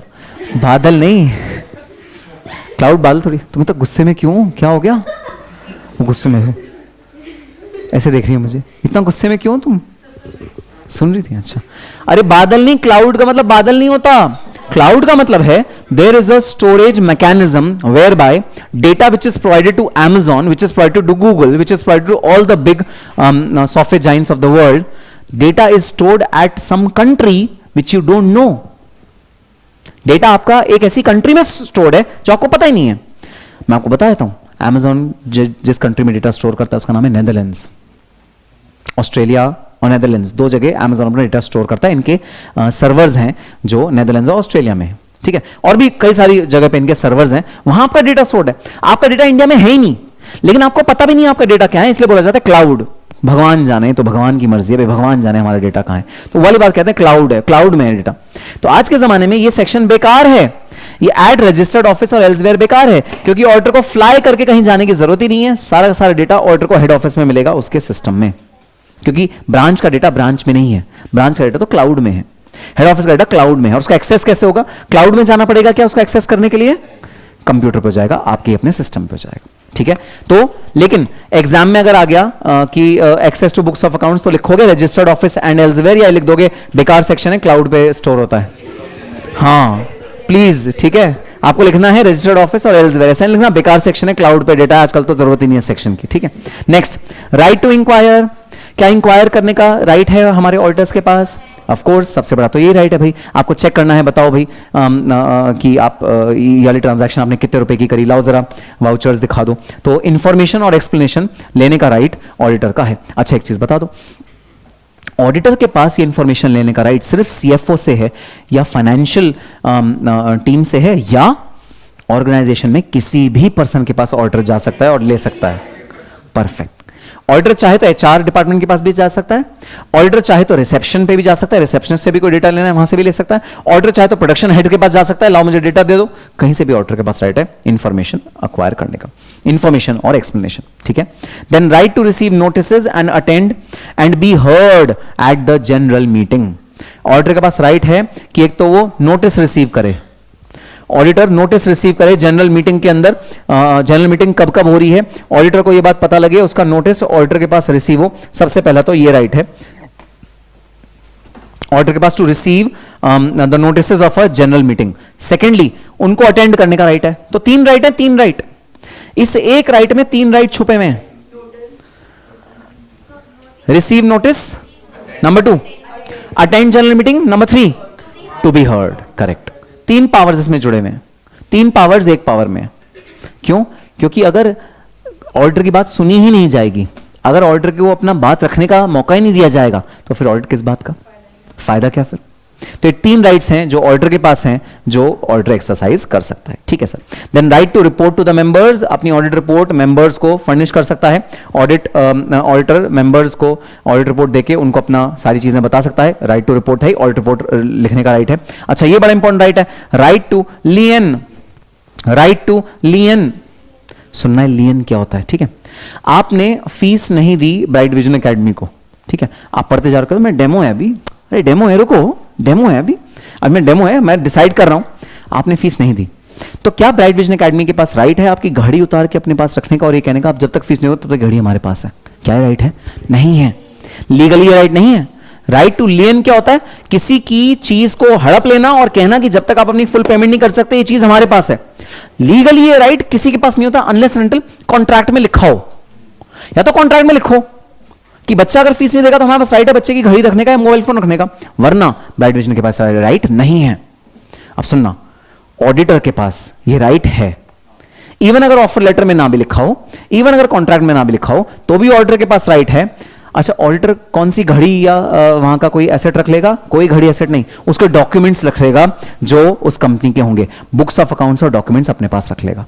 डॉक्यूमेंट्स तो चाहिए ना कंपनी को वापस भाई, ऑडिटर उन डॉक्यूमेंट्स को और बुक्स ऑफ अकाउंट्स को अपने पास रख लेगा, उनको हड़प लेगा जब तक पेमेंट ऑफ फीस नहीं हो जाता। तो सुनो, क्या ये कॉन्ट्रैक्ट में लिखना जरूरी है या ये लॉ ने राइट दे दिया है? लॉ ने राइट दे दिया। तुम्हारे और ब्राइट विजन के कॉन्ट्रैक्ट में क्या ये लिखना जरूरी है या ब्राइट विजन को लॉ ने राइट दे दिया है? कॉन्ट्रैक्ट में लिखना जरूरी है। डिफरेंस समझ में आ गया भाई? ब्राइट विजन और तुम्हारे रिलेशनशिप में और ऑडिटर और ऑडिटर के रिलेशनशिप में ये फर्क है। ऑडिटर को कॉन्ट्रैक्ट में लिखने की कोई जरूरत नहीं है, उनको राइट यहां से मिल गया, और किसी को राइट चाहिए तो कॉन्ट्रैक्ट में लिखना होगा और दूसरे पर्सन का साइन करवाना पड़ेगा। ठीक। देन कंडक्ट टेस्ट ऑडिट और supplementary audit in case of government company. अब गवर्नमेंट कंपनी के पास एक स्पेशल पावर होती है भाई, ऑडिट खत्म होने के बाद गवर्नमेंट कंपनी, अच्छा गवर्नमेंट कंपनी का ऑडिट कौन करता है? सीएजी। तो सीएजी के पास स्पेशल पावर, गवर्नमेंट ऑडिट खत्म हो गया, गवर्नमेंट कंपनी का ऑडिट खत्म हो गया, अब गवर्नमेंट कंपनी को लगता है कि हमें एक चीज का और ऑडिट करना है, तो वो वापस जा सकता है और उसका दोबारा सप्लीमेंट्री ऑडिट कर सकता है। प्राइवेट कंपनी के केस में ये ऑडिट नहीं होता, ये पावर नहीं होता। प्राइवेट कंपनी के केस में एक बार अगर ऑडिट खत्म हुआ, नॉन गवर्नमेंट कंपनी के केस में ऑडिट खत्म हुआ, हमेशा हमेशा के लिए खत्म हो जाता है, दोबारा नहीं जा सकते। सीएजी के पास स्पेशल पावर्स हैं कि वो टेस्ट ऑडिट या सप्लीमेंट्री ऑडिट कंडक्ट कर सकता है गवर्नमेंट कंपनीज का। सीएजी के पास ये स्पेशल पावर दी गई है जो नॉन गवर्नमेंट कंपनीज को नहीं दी गई भाई। ठीक है। Then sign the audit report and have it read at the AGM. अपनी ऑडिट रिपोर्ट को साइन करना और उसको एजीएम पे पढ़वाना। एजीएम पे भाई हमारी ऑडिट रिपोर्ट को आप पढ़ो, पढ़ के सुनाओ, section 145। Attend audit committee meeting. Audit committee meeting को भाई अटेंड करने का राइट है। ऑडिट कमेटी होती है जो कमेटी ऑडिट को रेगुलेट करने के लिए बनी है, उसको अटेंड करो उस मीटिंग को, और उसके अंदर अपने भाई अपने सजेशन रखो कि ये ऑडिट सही से हो रहा है नहीं हो रहा, इसमें क्या क्या कमियां निकल के आई हैं, सारी चीजें करो। तो अटेंड ऑडिट कमेटी मीटिंग। और लास्ट राइट, बड़ा important right, right to be indemnified against expenses incurred in defending any suit against auditor if the suit goes in favor of auditor। अब सुनना ये राइट क्या है, ठीक है, लास्ट राइट है, लास्ट राइट ध्यान से सुनना। मैं ऑडिट था किसी कंपनी का, मैंने उस कंपनी को ऑडिट की, ऑडिट रिपोर्ट दे दी, कंपनी 2 महीने बाद मेरे पास वापस आई, सर आपने ऑडिट सही से नहीं किया, देखो ऑडिट रिपोर्ट में ये चीज़ आपने नहीं लिखी जबकि लिखनी चाहिए थी, गलती करी आपने। मैंने कहा देखो मैंने अपनी समझ से बेस्ट किया है और लॉ के अकॉर्डिंग मैंने किया है, ठीक है। कंपनी कहती नहीं आपने सही नहीं किया, कंपनी ने मेरे खिलाफ केस कर दिया ट्रिब्यूनल में कि ऑडिटर्स नेग्लिजेंट थे, ऑडिटर्स ने सही से भाई अपना काम नहीं किया। मैंने लॉयर हायर किया, मैंने लड़ाई करी, मैंने कंपनी को प्रूव करा भाई मैंने कोई गलती नहीं करी, तुम गलत सोच रहे हो, मैंने बिल्कुल सही तरह से ऑडिट किया है। मैंने लॉयर की फीस दी, केस में जीत गया, ठीक है। अब केस तो मैं जीत गया लेकिन वो लॉयर की फीस तो चली गई ना मेरी, लाख रुपए 1.5 लाख रुपए तो चली गई ना। कंपनीज एक्ट ने मुझे राइट दे दिया कि अगर कभी भी किसी कंपनी ने तुम पे केस किया और तुम्हारे फेवर में आया वो, दो कंडीशन सेटिस्फाई करनी है। कौन सी दो कंडीशन? अगर किसी कंपनी ने कभी तुम्हारे अगेंस्ट केस किया, दूसरा वो तुम्हारे फेवर में आया, तो जितना भी तुम्हारा लीगल खर्चा हुआ है इन डिफेंडिंग द सूट, सारा का सारा तुम्हें रीइंबर्स हो जाएगा। इंडेमनीफाई का क्या मतलब होता है? इंडेमनीफाई का मतलब होता है रीइंबर्स, ठीक है, रीइंबर्स। तो लॉस आपका सारा का सारा रीइंबर्स हो जाएगा। मतलब बात समझ में आई? ये सारे राइट समझ में आए? देखो ये इजी वाले सेक्शंस हैं एकदम, ठीक है। सर अगर अगेंस्ट में हुआ फिर? क्या नहीं हुआ? अगेंस्ट मतलब फेवर में नहीं तो नहीं मिलेगा पैसा वापस। अगर ऑर्डर के अगेंस्ट वो डिसाइड हुआ तो पैसा वापस नहीं मिलेगा भाई, तो भाई आपका पैसा गया, क्योंकि अगेंस्ट है ना, आप हारे हो ना। डिसीजन आपके अगेंस्ट हुआ तो इसका मतलब आपने गलती करी थी, तो फिर पैसा क्यों वापस मिलेगा? ठीक है, ठीक है। So that's all for today session, ठीक है। अब हमारे 3 और छोटे छोटे कॉन्सेप्ट बचे हैं, अगली क्लास में हमारा ये चैप्टर खत्म हो जाएगा। अच्छा भाई प्लीज प्लीज, रिस्पॉन्सिबिलिटी तुम्हारी क्या? रिस्पॉन्सिबिलिटी ये कि भाई जो भी एग्जाम्पल्स हैं वो लिखने हैं, ठीक है। बुक के अंदर जो मैंने पढ़ाया उसको रीड करना है, एक एक वर्ड को, जो ना समझ में आए अगली क्लास में मेरे से पूछना है। और जितना भी क्लास में मैंने क्वेश्चन आंसर्स फॉर्म में इलस्ट्रेशंस लिखवाई हैं, सारे आपके रजिस्टर में प्रॉपर्ली क्वेश्चन आंसर फॉर्म में अगली क्लास में मुझे चाहिए, आपका रजिस्टर में पक्का से देखूंगा, ठीक है। ठीक है, तो नेक्स्ट क्लास हम लोग करेंगे।